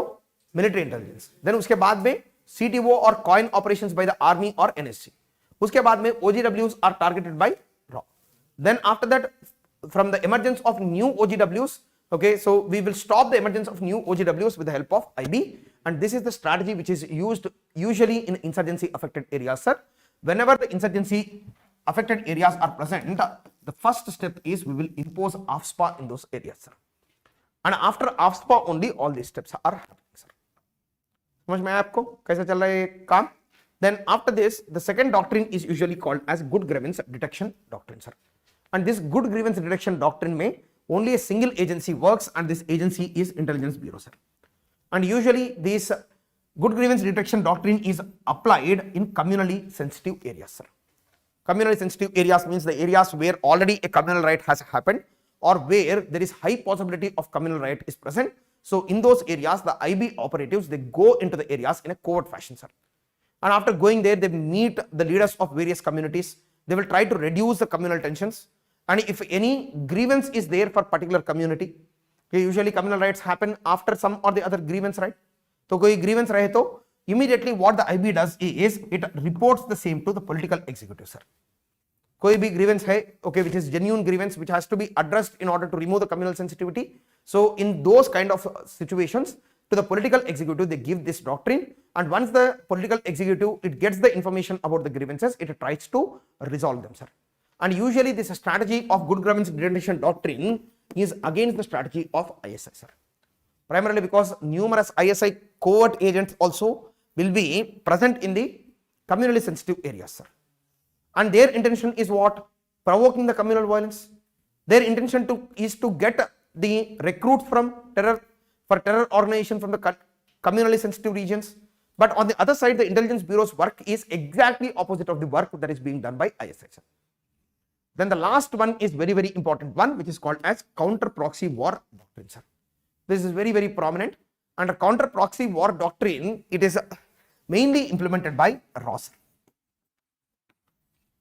And what is proxy war, sir?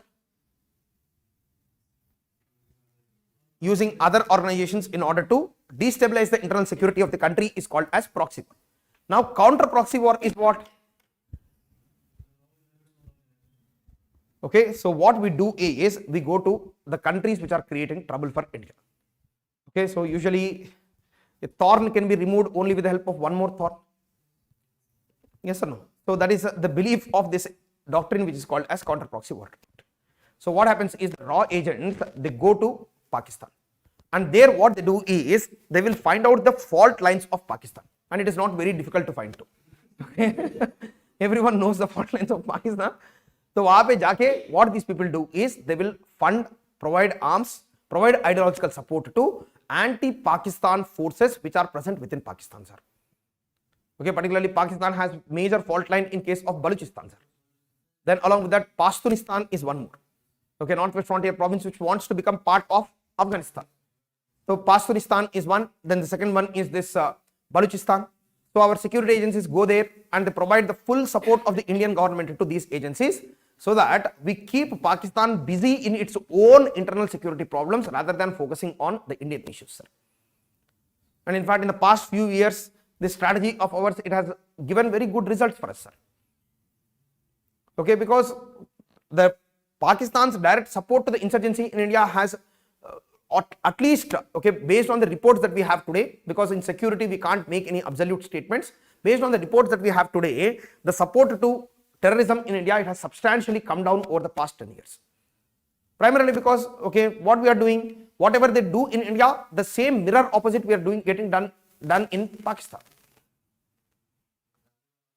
Okay, Tehreek-e-Taliban is one organization which is an anti-Pakistan organization, and there are some reports, but we should not accept that. But we say just generally that, okay, we are supporting some organizations in Pakistan which cause trouble to the internal security of Pakistan. Primarily because our stated belief is what? There is no good terrorist or bad terrorist. But now what we are doing? We are indirectly supporting terrorism. So we are considering some terrorists as good terrorists. The good terrorists are the terrorists who cause trouble to Pakistan. But our stated objective is very clear. That is the reason why usually the counter proxy war doctrine is completely a covert operation. It is not an overt operation. It is done only through underground. That is the reason why in the recent years you see numerous Indian security agents being caught in different countries of the world. Okay, recently we have seen the Qatar incident. Then along with that, there is also in Iran, one Indian security agent was caught. Then in Pakistan, multiple number of security agents are caught. Okay, USA also we were caught. So all of these things are what? Counter proxy war doctrines. Counter proxy war doctrine mein what we do is we take the war to the enemy, sir.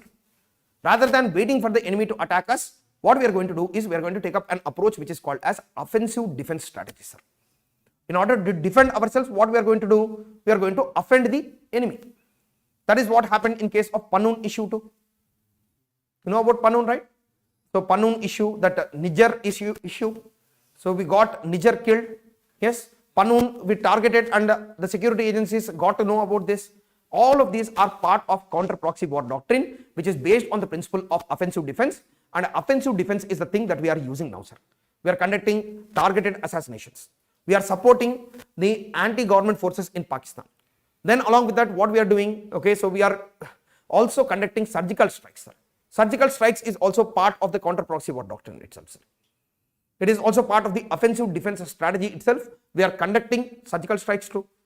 Then along with that, what we are doing in counter proxy war doctrine, so we are also, okay, promoting all the anti-state forces in Pakistan, sir.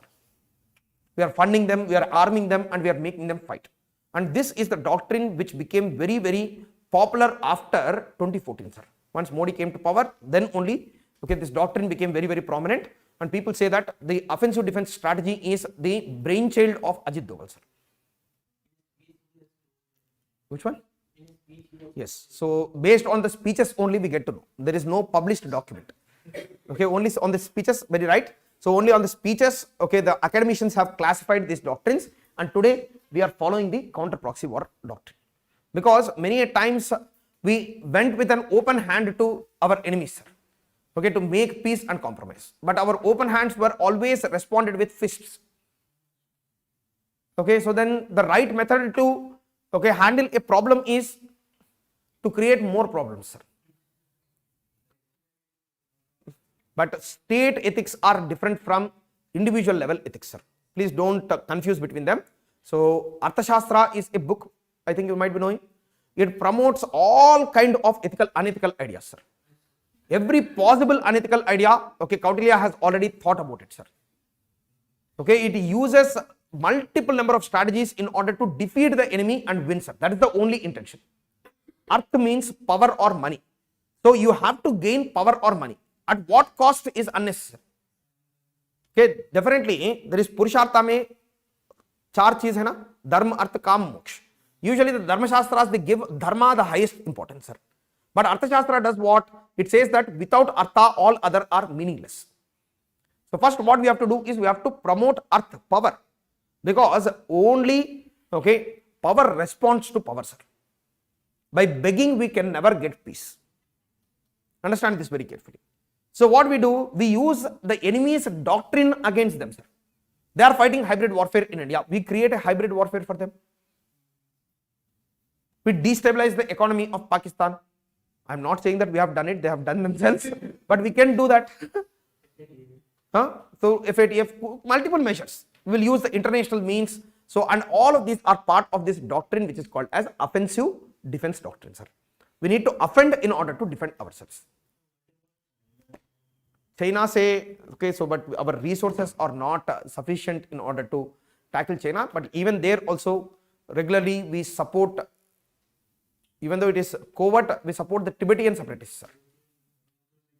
Yes, so in fact our army also has a specialized wing of Tibetan refugees who know the local language, who know the local custom culture, and we send this organization or these people across the border into Tibet to conduct covert operations, sir. This is done. Okay, in fact this specialized agency is called as, what is it called, sir? There is a specialized agency, Special Frontier Force, SFF. Special Frontier Force that contains all Tibetan refugees, sir. करते हैं हम लोग भी, okay, तो ऐसा नहीं है कि हम लोग संत हैं, ओके, सो अर्थशास्त्र इंडिया में ऑरिजिन हुआ, आज तक हमारा एनिमीज ने यूज किया, now we start using it, okay, then the situation is becoming difficult for Pakistan, also it is becoming difficult, yes, and under the counter proxy war doctrine itself, offensive defense strategy itself, what we did is we also abrogated Article 370, sir. Everything is part of the same. It has political measures, international measures, and it also has some strategic and military measures too. I'll discuss about the offensive defense strategy when I discuss about Jammu and Kashmir, sir. So वहाँ पे I have given a more detailed account of offensive defense, of which counter proxy war doctrine is one. समझ में आया आपको? Shall we read through the handout once quickly? Yes. Okay, we'll see through the handout, sir.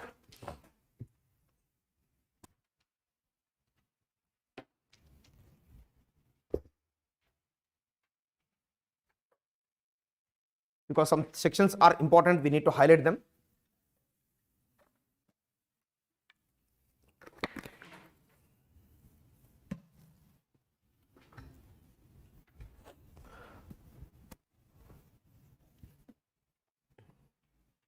I think, did we talk about FATF, sir? FATF is done. Did we read through the handout of FATF?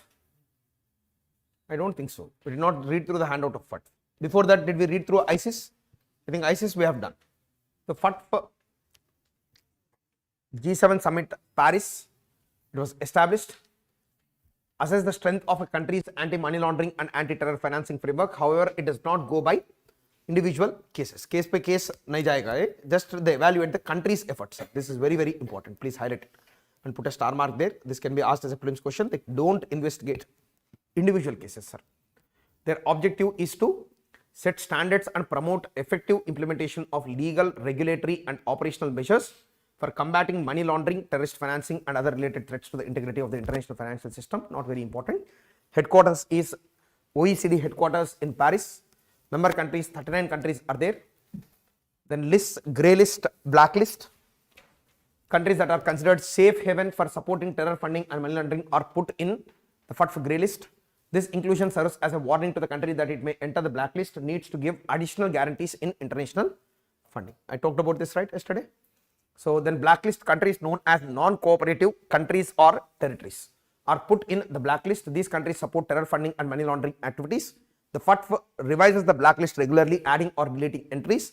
Currently we have Iran, Democratic People's Republic of Korea are under high risk jurisdictions or blacklist, sir. Myanmar is also there. Yes, Myanmar is also one country which is present in blacklist. So there you write one statement. They don't have access to international funding. They do not have access to international funding, and trade restrictions are also imposed on them. They don't have access to international funding, and trade restrictions are imposed on them.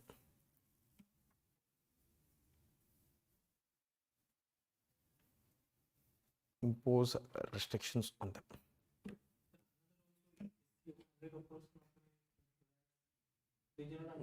Yes, that is also there, but that is part of, but it did not lead to any significant outcome, but you can write it. Okay, SCO RAT framework is there. Okay, RATs, right?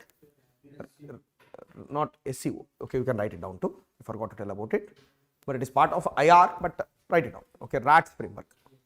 SCO's RATS framework. What is the full form of RATS, sir? Anti-terror. So regional anti-terror structure. Please write down. SCO.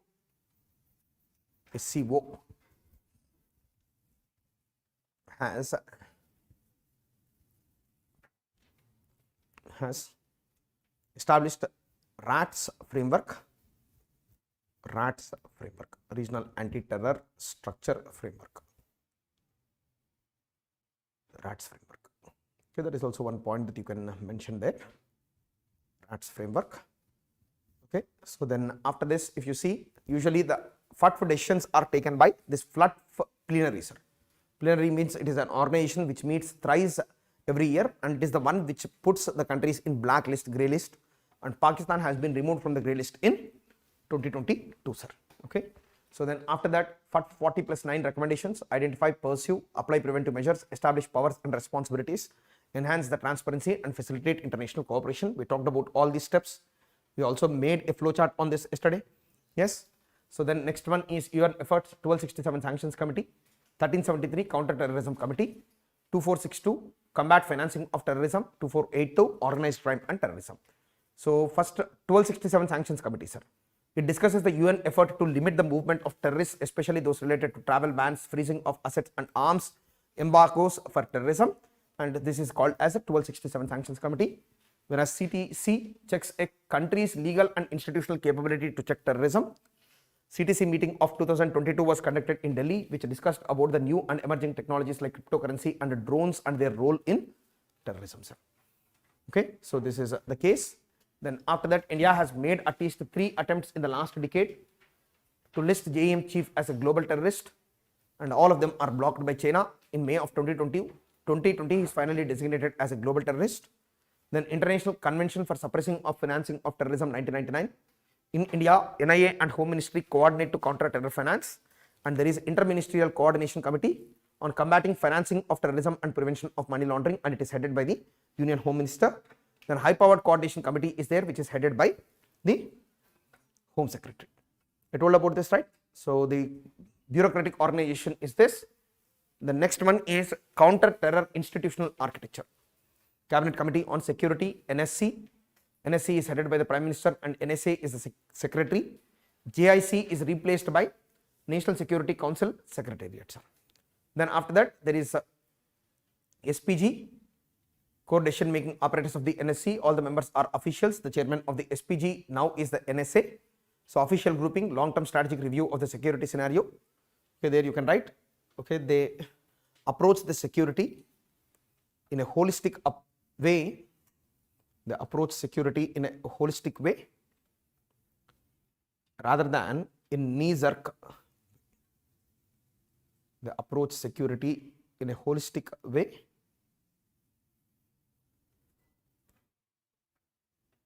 rather than a knee-jerk reaction. Then the NSAB undertakes long-term analysis and provides perspectives on issues of national security, but NSAB is a non-official body. Okay, so it contains members of media, okay, think tanks, academicians, ये सब मिलेंगे sir उसमें. Then research and analysis wing for external intelligence. Then special cell transmits info to the state police and intelligence bureau is also gathering information and sending to special cell. IB connects to anti-terror squad and special task force, STC. Special cell is the nodal point at the state level for IB and RAW. The National Security Guard has been given the specific role to handle all facets of terrorism in any part of the country as a federal contingency force, sir. Please highlight that word. Federal contingency force, you highlight.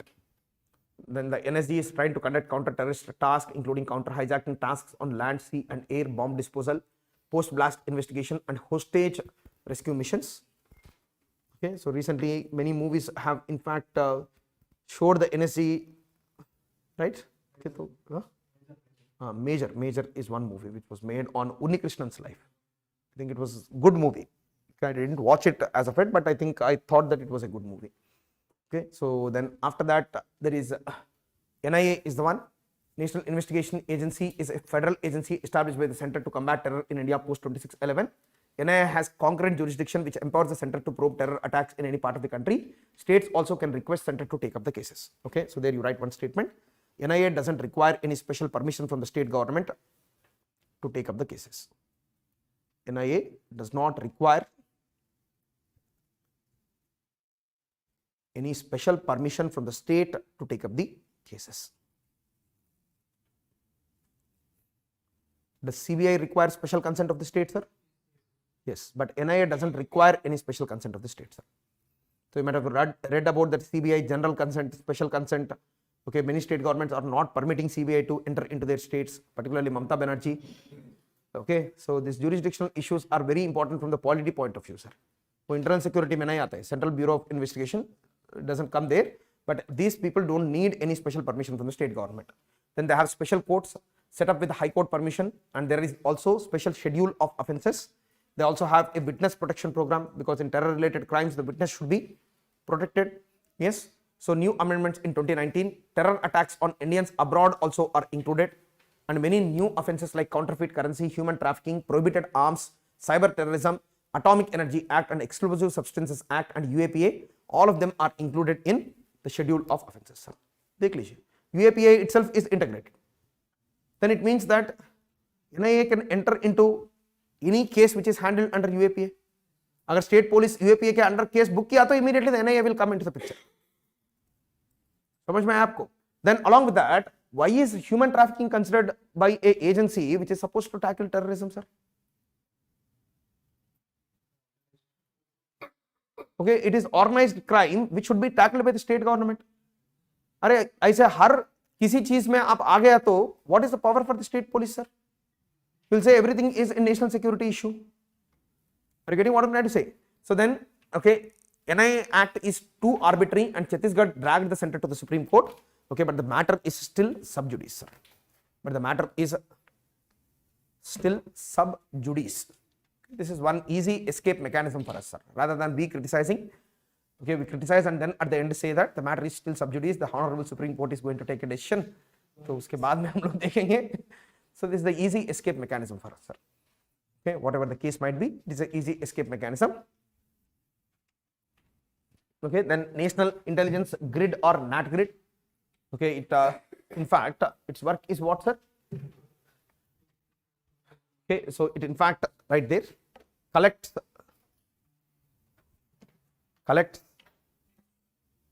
processes, and provides intelligence inputs. Collects processes and processes is also called as analyze. Collects, analyzes or processes intelligence inputs and provides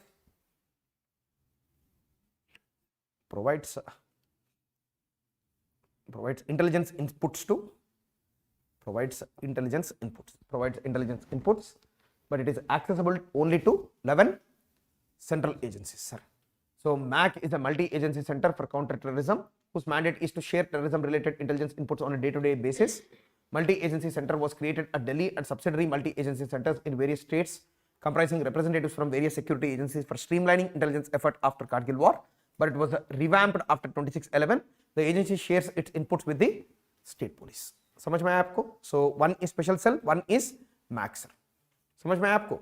So then after that the next one is legal framework. If you look, unlawful, first Tada is there after Indira Gandhi, then POTA after 2001 parliament attacks, then Unlawful Activities Prevention Act, okay, came into force in December of 2008, which was further amended in 2012 and 2019, sir.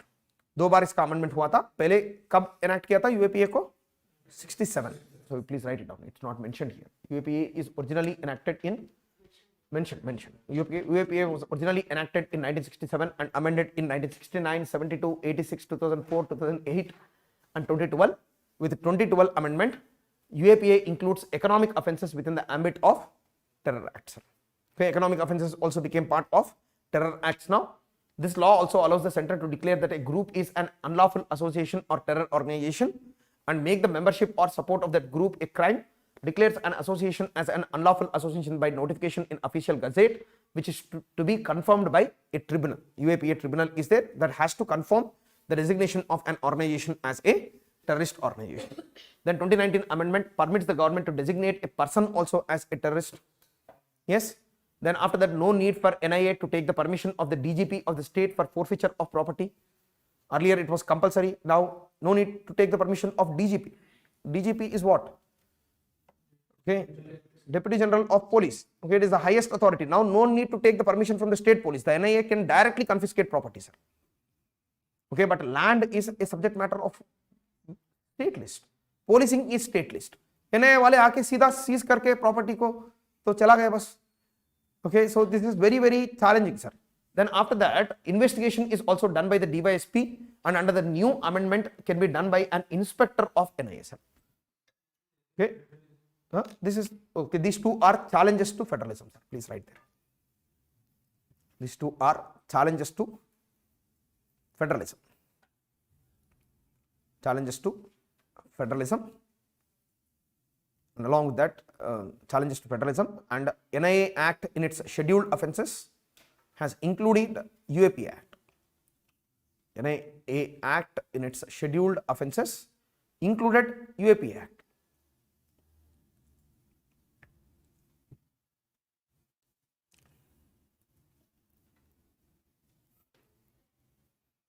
UAPA Act. Okay, please stop. Then you write one more statement. UAPA Act provides concurrent powers to central and state agencies. UAPA Act provides concurrent powers to central and state agencies.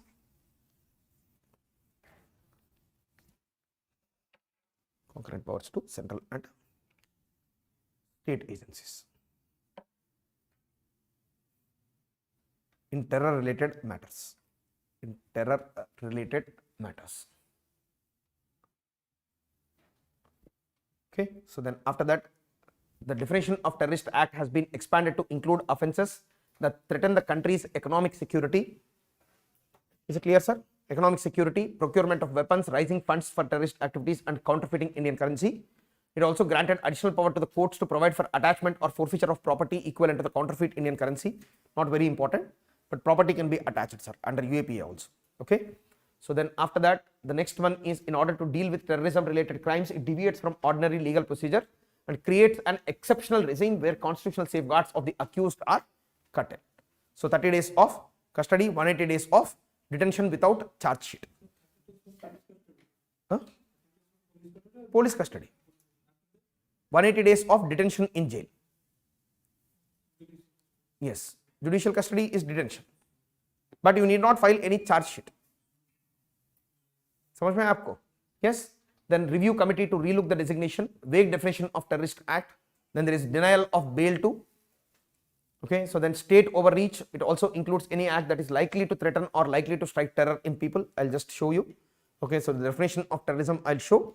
Then after this, has an impact on the federal structure, gives center and NIA more powers. Designation as a terrorist will lead to punishment before trial of the person. Section 15 of the UAPA defines terrorist act, and it is punishable with imprisonment for a term of at least 5 years to life. In case the terrorist act results in death, the punishment is death or imprisonment for life, sir. Then after that, under the UAPA, 4,690 persons were arrested between 2018 and 2020, sir. Okay, 18 to 20, 3 साल में लगभग 5,000 case file हुआ था.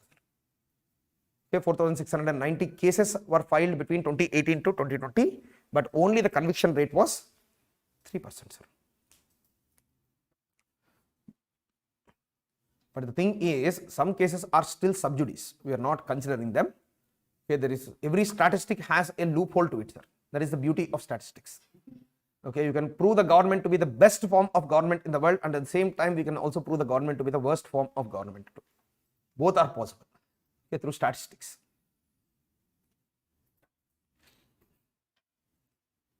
Yes or no? Okay, Transparency International says that India में press freedom ही नहीं है. Okay, so on the other side, the government agency says that India is a country of freedom of speech and expression. There is freedom of press, Okay, publication, social media is there, civil society, active, thriving social media is there. They say that. So that's the case. Okay, 4,690 cases, but only 3% were brought to conviction. But isn't it too many cases, sir? 5,000 cases nearly in 3 years span under a special law which is supposed to tackle only the issue of terrorism. Yes. Okay, so that is the case, sir. Then apart from this, now next one you see, sir, Malayan doctrine in places of militancy. In places of militancy, I think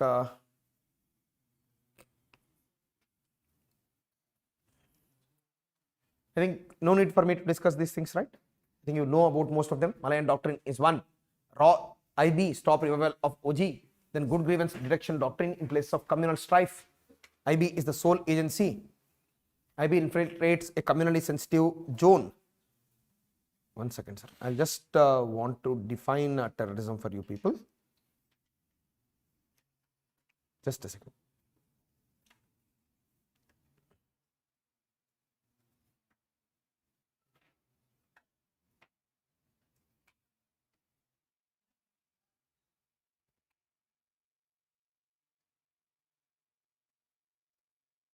I have put the UAPA somewhere. Just a second, sir.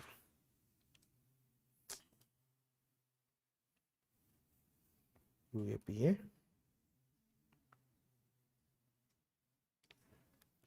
I got it. So you just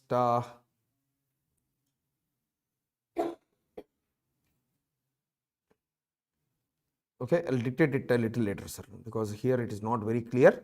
So I'll dictate it a little later. So IB is one more, political executive counter proxy war doctrine is one more, using measures like surgical strikes to counter the terror networks, ideological and monetary support to separatist groups, turn the proxy war on the aggressor, and it is a strategy of offensive defense, and it is led by the raw, sir. So now the next topic is Jammu and Kashmir, sir. So I'll just introduce the topic and then give a break to you, sir. So Jammu and Kashmir, we will have a comprehensive account, sir. Okay, whether it is asked as a question or not, okay, by preparing for UPSC, we should know, okay, so like what is happening in Jammu and Kashmir, what is the historical background for the same. Every aspect of Jammu and Kashmir's internal security challenge we are going to discuss today, sir. Okay, which includes the abrogation of Article 372, what happened post abrogation. Okay, so was it the right measure to take up? So what kind of steps we need to take today? So all of these aspects we will talk about Jammu and Kashmir, sir. Okay, the last general elections in Jammu and Kashmir were conducted in the year 2017 or 14? No, 17. 2017 में last election हुआ था. So it's almost now 3 more years happens, a decade since elections, sir. No, there are no local representatives. Election भी नहीं हुआ. Yes, sir. Yes, it has asked. So we will try to see, sir, what happened, why we needed to take such a harsh measure, why Article 370, what was the intent of Article 370 to start with. So all of these things we will talk about, sir. In fact, Jammu and Kashmir is strategically a very, very important territory which is at the tri-junction of India, Pakistan and China, sir. It is under the tri-junction of India, Pakistan and China, and Jammu and Kashmir also has a boundary with Afghanistan too, sir. It has a boundary with Afghanistan too, and Jammu and Kashmir as a separate princely state was established in the year 1822 when it came under the control of this royal family of Gulab Singh, sir. हम लोग बात किए थे इसके बारे में. First Anglo Sikh war के बाद कश्मीर को दे दिया किसको? गुलाब सिंह को. And he and his descendants were ruling over Jammu and Kashmir, and Jammu and Kashmir, it has nearly 77% of its population as Muslims, sir. Okay, whereas the ruler was a Hindu. So ruler was a Hindu, but 77% of the population was Muslim. And usually Jammu and Kashmir is divided into 5 areas, sir. 5 areas. One is the Jammu division, second one is the Kashmir division. Okay, the third one is this division called Leh Ladakh region. Then the fourth division is usually, okay, the Gilgit region and Baltistan region, sir. Gilgit and Baltistan this way, so not 5 but 4 divisions में इसको हम लोग classify कर सकते हैं, sir. And of these 4 divisions, if you see, Jammu region is predominantly Hindu part, sir. Okay, majorly here Hinduism and Sikhism Sikhs are in majority in Jammu division, and Jammu division shares its boundaries with Punjab, sir. Okay, this has majority of Hindus and Sikhs, So that is the Jammu division, and here the Muslims are in minority. Whereas if you look at the Kashmir region may, so try to understand this. In Kashmir, the majority of the population is Sunni Muslims. Majority are Sunni Muslims, with some minority of Shia Muslims are also present in Kashmir division, and along with that the Kashmiri Pandit is one important minority in the Kashmir division, sir. Then apart from the Kashmiri Pandits, if you see the Ladakh division is majorly a Buddhist center with some Shia Muslims who are part of the Ladakh division, sir. Everything is given there, don't worry. So with some Muslims are part of Shia Muslims are part of this Ladakh region, but majority of the people are Buddhists, sir. Then if you come to this Gilgit and Baltistan region, majorly Gilgit and Baltistan is a Shia dominated region, sir. It is majorly a Shia dominated region, and today the Gilgit and Baltistan region, they are part of Pak occupied Kashmir, sir. We call this region as Pak occupied Kashmir, but Pakistan calls it as Azad Kashmir, sir. And this is the region of India which is under the control of Pakistan, sir. It is under the control of Pakistan. Then along with that, even in Ladakh also, we know that the Aksai Chin region is under the control of China. So there is China occupied Kashmir, there is Pak occupied Kashmir. So two divisions are there. So it means that the two horns of Jammu and Kashmir, they are removed. फिर दो horn रहते हैं ना ऐसा, तो एक horn तो पाकिस्तान के कंट्रोल में है, दूसरा horn it is under the control of China. So that is the exact situation on ground today, sir. About the border issues, border management and other aspects, I will discuss when I talk about the border management issues, sir. Now we need to understand what exactly happened in case of Jammu and Kashmir. So why did the internal security challenge emerge in Jammu and Kashmir in the first place? Let's try to understand, sir. There are some important historical events that we need to know before talking about Article 370 and the start of insurgency in Jammu and Kashmir, sir. So when it comes to Jammu and Kashmir, okay, so at the time of India Independence Act, it provided for joining India, join Pakistan or remain independent. These are the three options which are given to the princely states. Okay, but these are just legal provisions, but on ground what was happening, sir? They are being forced to join either into India or Pakistan. The same thing was also communicated to the descendant of Gulab Singh by the name of, what is his name, sir? Hari Singh. Hari Singh. Okay, Hari Singh is the father of a later day central minister called Karan Singh, sir. Okay, Karan Singh's papa tha, Hari Singh. So in fact, very prominent king of Jammu and Kashmir, Hari Singh. So he, at the point of time of Indian independence, his initial aim was to convert Jammu and Kashmir into an independent country, sir. Okay, and he wanted to make it into the Switzerland of East, which is a neutral territory between China, Pakistan and India, sir. His plan was that. He wanted to convert it into a neutral territory, but the thing is, as pointed out earlier, okay, so Lord Mountbatten, he was pressurizing every princely state to join either into India, and that too, they can join on the basis of geographical contiguity. But the case with Kashmir is, it is geographically contiguous to both India and Pakistan. दोनों से उनका border था. सुन लीजिए sir ठीक से, दोनों से border था. So at this point of time, Pakistan was claiming Kashmir because the very definition of Pakistan includes Kashmir, right? Then उसके साथ साथ में 77% of the population is Muslim. So because of which they were claiming Pakistan, Kashmir region as their own. Okay, and India on the other side, it was also trying to gain the Kashmir region for itself, because we never believed in the concept of Muslim separatism. समझ में आ रहा है sir आप लोगों को? We never believed in the concept of Muslim separatism. That is the reason why India was also claiming the territory for itself. So at this point of time, listen to this very carefully, sir. What happened is, Hari Singh, he offered a standstill agreement to both India and Pakistan, sir. दोनों के पास एक standstill agreement को भेज दिया. Standstill agreement means I have to negotiate with my people, give me some time, and after that only I can decide whether I want to join into India or Pakistan बोल के दोनों को एक standstill agreement extend किया, sir. But the Indian government, it never accepted this standstill agreement, sir. They never accepted this. Whereas Pakistan has signed the standstill agreement. I think some parts of this I have discussed in post-independent India. Yes, but because it is also important for internal security, we have to talk something about them, sir. Just listen to me carefully. So what happened is, India did not accept the standstill agreement. Pakistan accepted the standstill agreement, but in a clear deviation from standstill agreement, what Pakistan did is, it declared, okay, so it has started fighting an undeclared war on Jammu and Kashmir, sir. What it did is, it gave, okay, so the tribal Pathans who are present in Northwest Frontier Province, they armed them, okay, and they sent them in large number into Jammu and Kashmir, sir. Then along with that, even the Pakistani military also dressed up as tribal Pathans. It entered into this territory of Jammu and Kashmir and it tried to annex Jammu and Kashmir into Pakistan, sir, in a clear violation of standstill agreement. So what these people did is they immediately occupied the Gilgit-Baltistan region. Then they were marching towards Srinagar, sir. So at this point of time, Hari Singh's forces, they were not capable enough to handle this problem. So what he did is he immediately shifted his capital from Srinagar to Jammu, sir. And in Jammu, what he did is he appointed an important public leader of Jammu and Kashmir called Sheikh Abdullah to go and negotiate with the Indian government in order to protect Jammu and Kashmir, sir. So Sheikh Abdullah, he came to Delhi, and in Delhi he started negotiating with Jawaharlal Nehru in 1948 and asked him to help Kashmir to expel the Pakistani army, sir.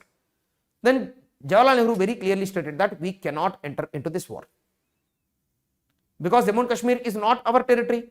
If we enter into this war, then there will be an international sanction. If you want protection of Jammu and Kashmir, what you have to do is you have to sign the instrument of accession. Then Sheikh Abdullah asked him, what is this instrument of accession? Then he said that in the instrument of accession, there are only 3 provisions. Ek provision hai defense, external affairs and communication. If your king signs this instrument of accession, in rest of the matters, we are going to give you complete autonomy. Just give us these 3 subjects. Okay? He asked Sheikh Abdullah. And Sheikh Abdullah, picking up this instrument of accession, he rushed back to Jammu. And the situation of the king was no better. On one side, Pakistani army is coming. On the other side, Indian government is offering instrument of accession. And it is saying that only 3 subjects are required. This seems better. This is a choice between devil and deep blue sea. Yes or no? Because deep blue sea was India, whereas the devil was Pakistan. So there was a very difficult choice for him. So what he did is in Jammu, he signed the instrument of accession saying that only 3 subjects I am going to submit to the central government. Samajh mein aapko? So this was the thing which was done. Instrument of accession was signed. Immediately the Indian troops were airlifted to Jammu and Kashmir.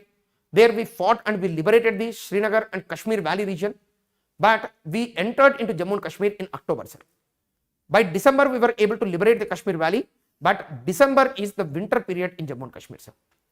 And for any army, that too, the army of British India at that point of time, okay, which did not have the proper training equipment, proper gear is also not there, because of which the Indian army was not capable to, or it did not take over the Azad Kashmir region, sir, because the Gilgit-Baltistan region was present in the mountain tops and Indian troops were present below, and winter has set in.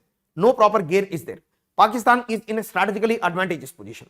Because of all these factors, what the Indian army did is, after liberating the Kashmir Valley, so it waited for the right time, sir.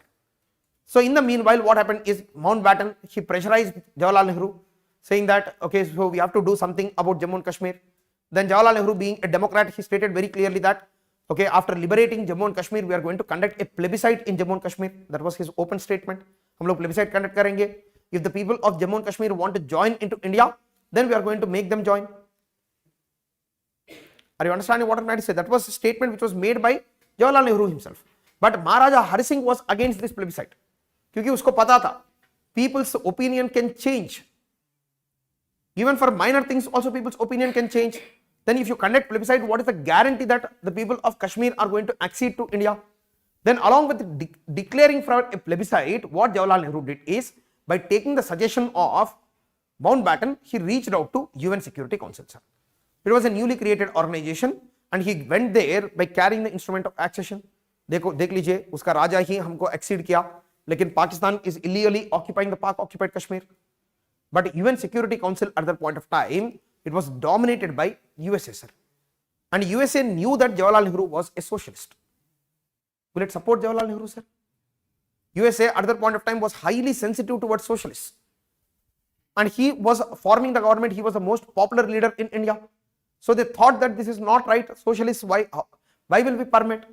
So rather than registering the issue as Pak occupation of Kashmir, so they registered it as India and Pakistan issue on Jammu and Kashmir, making Pakistan as a permanent party in the Kashmir dispute, sir. The registration of the issue was itself wrong. Then after that, Jawaharlal Nehru वहां पे गया और उसको गाली मिलना शुरू किया. Okay, how can you accede a territory on the basis of the interest of the king? Are we living in medieval time? We are modern people, so we need to take the consent of the people. Then Jawaharlal Nehru said that I am also ready for plebiscite.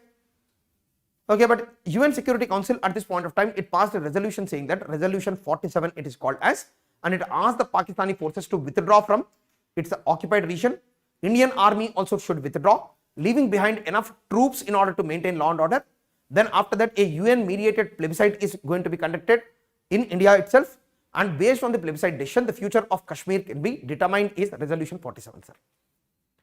This resolution, it made Jammu and Kashmir as a permanent dispute between India and Pakistan, sir. I think you have understood resolution 47. So uske baad mein Jawaharlal Nehru's main intention is what? It was always to win over the people of Jammu and Kashmir to the Indian side, so that whenever a plebiscite happens, okay, what will happen is the people will voluntarily vote for India. उसका ये मकसद था. पहले plebiscite बोला उसने, तो और उसके बाद प्लेबिसाइट कंडक्ट किया तो इंडिया विन होना चाहिए, तो we have to win over the people. And how will we win over the people? Okay, by listening to every demand of the people and providing them as much autonomy as possible. That is how we win over the people, right? So what will you do?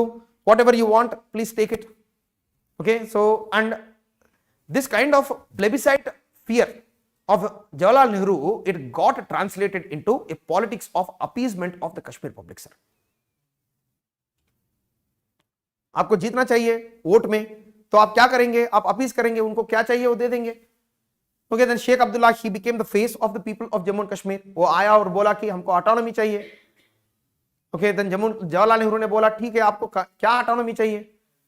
Then Sheikh Abdullah, he conducted negotiations with a prominent congressman called Gopalakrishna Iyengar, who is a representative of Jawaharlal Nehru, and both of them agreed to an agreement which is usually called as the Delhi Agreement, sir. And under Delhi Agreement, one important thing is, in 1950 when the Indian Constitution was it enacted only to the British Indian provinces, or was it enacted for all the princely states, sir? When the Constitution was enacted, was it extended to the princely states or not? It was extended to the princely states, but post enactment of the Constitution, for the state of Jammu and Kashmir, there was an exception that the Indian Constitution is not going to extend it to the state of Jammu and Kashmir, sir. For all other princely states, okay, बहुत सारे princely state थे, हैदराबाद को भी चाहिए था, उन लोगों को भी कुछ का constitution बना सकते थे, उनने भी instrument of accession he sign किया. Only 3 subjects they have given to the central government, but forcefully what we did, we extended the constitution to every province across the country, sir. Princely state and okay, the British Indian province, we did not differentiate. We only put the princely states as part of the Group B and Group C states, part B and part C states. Did I talk about this, sir? Okay, in post-independent India, I think I have talked about it, right? No. Here only I have talked about in the case of integration of princely states, sir. Constitution was extended, which led to the merger of princely states into Indian Union. याद है आप लोगों को? So I told about this, but the only exception was given to the state of Jammu and Kashmir. And what Jammu and Kashmir did is, we submitted just 3 matters, and for the rest of the matters, we are going to conduct a constituent assembly in our own state, and we are going to create a constitution of our own. Then Jawaharlal Nehru usko bhi theek hai bola. Then 1951 में Jammu and Kashmir Constituent Assembly का elections हो गया. Constituent Assembly was also elected. Then Delhi Agreement was signed, and after signing the Delhi Agreement, okay, so special provisions were supposed to be made for Jammu and Kashmir, sir, in the constitution itself. So Sheikh Abdullah, he went to Dr. B.R. Ambedkar. भाई आपने constitution भी लिख लिया, हमारा भी provisions लिख के दे दीजिए. Then Dr. B.R. Ambedkar said to him, अरे ये क्या बकवास कर रहे हैं आप? Okay, constitution में अगर आप ऐसा वाला exception डाला तो then it will lead to disintegration of the country. Why only for Jammu and Kashmir? I am not ready to do it. Then what Sheikh Abdullah did is, he himself with his own hands drafted Article 370, sir. Which country gives this kind of power to one state functionary, sir? Okay, today are we permitting Navin Patnaik to write a constitution for Odisha? Okay, so he will not write, definitely Pandian will write, but okay, are we permitting this? We are not permitting. But in the constitution, one article itself was drafted by Sheikh Abdullah, sir. वो खुद draft किया कि ये provisions चाहिए हमें बोल के. सो draft करके उसको आर्टिकल 370 दे दिया. Then he went back to Jammu and Kashmir and he started negotiating in the Constituent Assembly. And under the provisions of Article 370, listen to this very carefully, Kashmir had a separate flag. Kashmir's chief minister would be called as Prime Minister. Kashmir will have a separate constitution. Okay, the central government powers under Delhi Agreement, okay, they were confined to just external affairs, defense, communication, और उसके साथ साथ में उसने finance का power भी central government को दिया sir. Except for these 4 powers, in all other subject matters, Jammu and Kashmir constitution is going to determine its own future. So separate flag, separate, okay, constitution, separate president, separate prime minister, okay. So these kind of extraordinary provisions are given to the state of Jammu and Kashmir. And from the time of formulation of Article 370 itself, in India, the Hindu right-wing groups, they opposed this Article 370, sir. They said that this is going to create a permanent divide between Jammu and Kashmir and Indian population. This is not right. And one very famous Hindu right-wing leader by the name of Shyam Prasad Mukherjee, he gave a call that एक देश दो विधान दो प्रधान दो निशान नहीं चलेगा. How can one country have 2 flags, 2 constitutions and 2 prime ministers? It is wrong, absolutely wrong बोल के वो पहले से ही बोल रहा था. But even then Jammu and Kashmir, it went for this Article 370. And after formulating Article 370, Sheikh Abdullah went back to Jammu and Kashmir and Constituent Assembly में negotiation शुरू किया. वहां जाने के बाद इसको क्या हुआ, इसको डर लगने लगा. Till the time Jawaharlal Nehru and the Congress party is in power, there is no problem. But what happens if a Hindu right-wing group comes to power? उसको भी डर आने लगा. तो उसने क्या किया? What he did is he deliberately started delaying the process of accession to Indian government. There was a proposal in the Constituent Assembly to pass a resolution saying that Jammu and Kashmir is an integral part of India. But Sheikh Abdullah continuously started delaying this, and he took a pro-referendum stance saying that we will decide the future of Jammu and Kashmir after a referendum. Let the referendum be conducted pehle. And he started making many anti-India statements also in Constituent Assembly. But can the Indian government permit a state's chief minister to threaten the integrity of the country, sir? No. So what we did, the most natural thing, despite of the friendship between Jawaharlal Nehru and Sheikh Abdullah, he was arrested and he was detained for a period of nearly from 53 to 68. 15 साल तक वो detention में था, sir. Either in jail or in house arrest. One or the other form, 15 years तक वो आदमी detention में था. We detained him, and after detaining him, what we did is in the Constituent Assembly of Jammu and Kashmir 1953 में उसको detain करने के बाद we supported the pro-India elements in the Constituent Assembly, and in 1954 they passed a resolution saying that Jammu and Kashmir is an integral part of India. उसका arrest के बाद वो resolution pass हुआ, sir. Understanding this? Okay, so in fact, I was teaching the same section in J&K, sir, post-independent India. When I was talking about these things, many of the students, they did not know about these things. Okay, but एक आदमी class करने के पहले ही मुझे बोला कि sir, we are very emotional about the Kashmir issue. How can you be emotional when you don't know what happened there? पहले तो आपको पता चलना चाहिए ना क्या हुआ क्या नहीं हुआ. I was talking about some minor states which are present along with Gilgit-Baltistan called Skardu. Okay, so बोल के कुछ छोटा-छोटा states थे वहां पे. उन लोगों को तो वो भी पता नहीं है. What is part of Jammu and Kashmir? They don't know that. They don't know the historical process, but they are very sensitive about the Kashmir issue, sir. How can you be sensitive when you don't know the facts of the case? Okay, so that is how propaganda works. They have in fact accepted the narrative which has been created by Pakistan. मैं बोल रहा था ISI is doing all these things. Then one girl says that बेचारा उन लोगों के पास पैसा कहाँ है, सर? वो खुद प्रॉब्लम में है. मैंने बोला भाई वो लोग घास खाने के लिए भी तैयार है लेकिन इंडिया को चेन नहीं रहने देंगे. I told this statement. तो फिर भी she was not very convinced. Okay, maybe not necessarily, sir. Okay, then recently I was taking classes. At the same time, this video of Indian security agencies torturing 3 Jammu and Kashmir militants. Have you seen that video? Chilli powder dal ke they were in fact torturing some. At the same time, this video has come out. Then एक बंदा आके मुझे पूछा sir ऐसा किया तो कैसे हम लोग को ट्रस्ट रहेंगे सर इंडिया के गवर्नमेंट पे. क्या आंसर दूं sir? What answer should I give? No, you have to forget about these facts and you have to just see the Indian narrative and you have to accept it. नहीं बोल सकता हूँ ऐसा.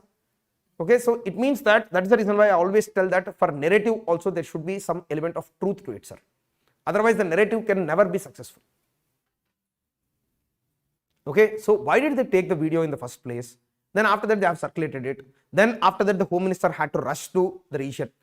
Okay, the region where the attack was done, where the people were killed, it is actually a strong pro-India district, sir. It is called as Poonch Rajouri sector. तो वहां पे जाके ये सब किया, and that too they circulated the video, and immediately there was public anger.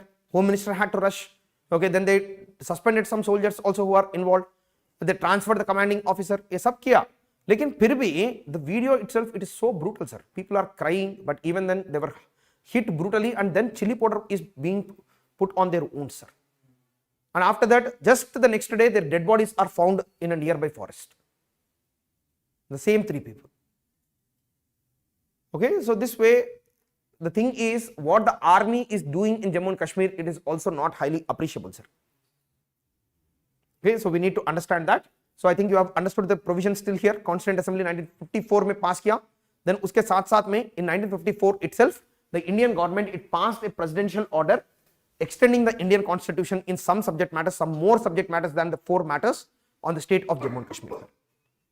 Okay, 54 में वो लोग constitution 1957 में तैयार किया. उसके पहले ही हम लोग 1954 में what we did is we extended some more provisions additional from the 4 provisions. We extended some more provisions to the state of Jammu and Kashmir from the Indian constitution. But initially the promise was 3. Delhi agreement accepted for 4. But the presidential order of 1954, it extended many more provisions of the Indian constitution to Jammu and Kashmir. And in 1957, finally, the constitution was enacted, and whatever provisions were left out by the presidential order of 1954, on those provisions, the Jammu and Kashmir constitution was created, sir. समझ में आ रहा है आपको? तो, and at the same time, one more important thing is, the 1954 presidential order, it also included a provision to the Indian constitution called Article 35A, sir.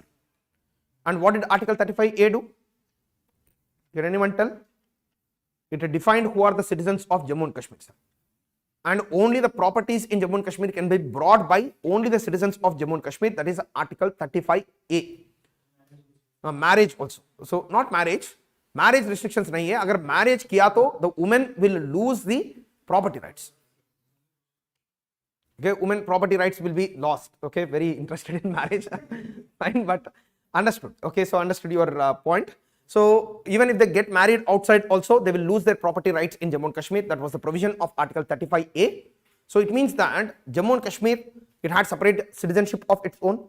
It had a separate constitution of its own, flag of its own, president of its own, prime minister of its own. So this way, multiple number of special provisions were created for the state of Jammu and Kashmir, and the Hindu right-wing groups were not ready to accept it. So what happened is, this person, Shyam Prasad Mukherjee, he took a march to Jammu and Kashmir. वो गया वहाँ पे. Okay, so in order to hoist the Indian national flag in Lal Chowk, he hoisted the national flag.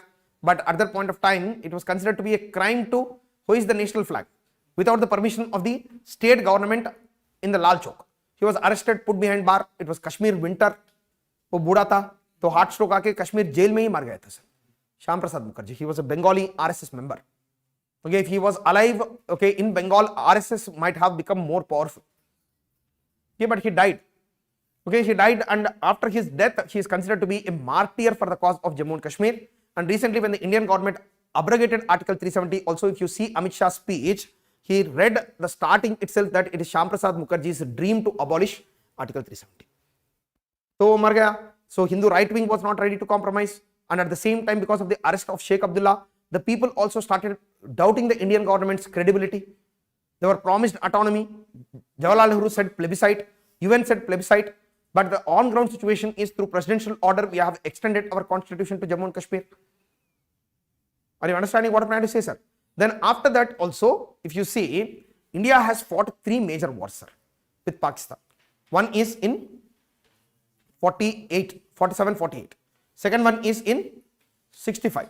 The third war is fought in 71. But in all the 3 wars, if you look at, the people of Jammu and Kashmir, they remained absolutely loyal to the Indian armed forces, sir. In every war, particularly if you see the 1947-48 war, the people of Jammu and Kashmir, they invited the Indian forces as liberating forces. They supported the Indian forces in fighting back against Pakistan. 1965 war mein, there was a clear plan to provoke a popular rebellion in Jammu and Kashmir, but the popular rebellion, it never occurred in 1965 war. 71 war mein, Pakistan was brutally defeated in Bangladesh. At that point of time also, okay, in Jammu and Kashmir, there was absolute loyalty towards the Indian government, sir. But post 1971, what Pakistan did is, it followed the policy of what? Unconventional warfare. And in unconventional warfare, the most important instrument is what? Radicalization. So what they did is, they started a huge project of radicalization. And under the project of radicalization, they started sending anti-India literature, speeches, money, okay, weapons, every possible support was given to the Kashmiri separatists, sir. And once they started supporting these kind of measures, what happened is the Indian government post 1971, it on multiple occasions was forced to suspend the state government, sir, and impose presidential rule. And once you impose the presidential rule in any state, it means that the state autonomy is compromised. Initial promise was what? Autonomy and only 3 provisions. But now under president's rule, the central government is directly ruling by suspending the state governments time and again. One after the other state governments are being suspended. So this was the main issue at the heart of Jammu and Kashmir issue, is the public lost trust on Indian government and the Indian promise of democracy, primarily because we are suspending multiple number of state governments. हम लोग क्या कर सकते हैं sir? वहां पे chief minister elect होने के लिए the politicians started using the Kashmiri sentiment in order to mobilize the people. And they started making speeches that we are going to fight against the Indian government and get autonomy for Jammu and Kashmir. People started voting for them. But can we permit a chief minister who challenges the unity and integrity of India to be governing a state, sir? And we don't know whether these people are directly or indirectly supporting the separatist activity. We don't know about it. हम लोगों को पता भी नहीं था.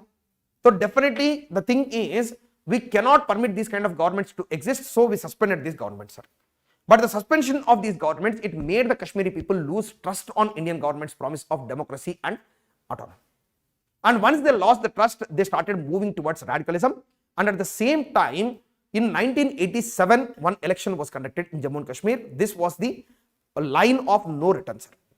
In 1987 election, there were some political parties which were contesting. Okay, one political party's name was JKLF, Jammu and Kashmir Liberation Front.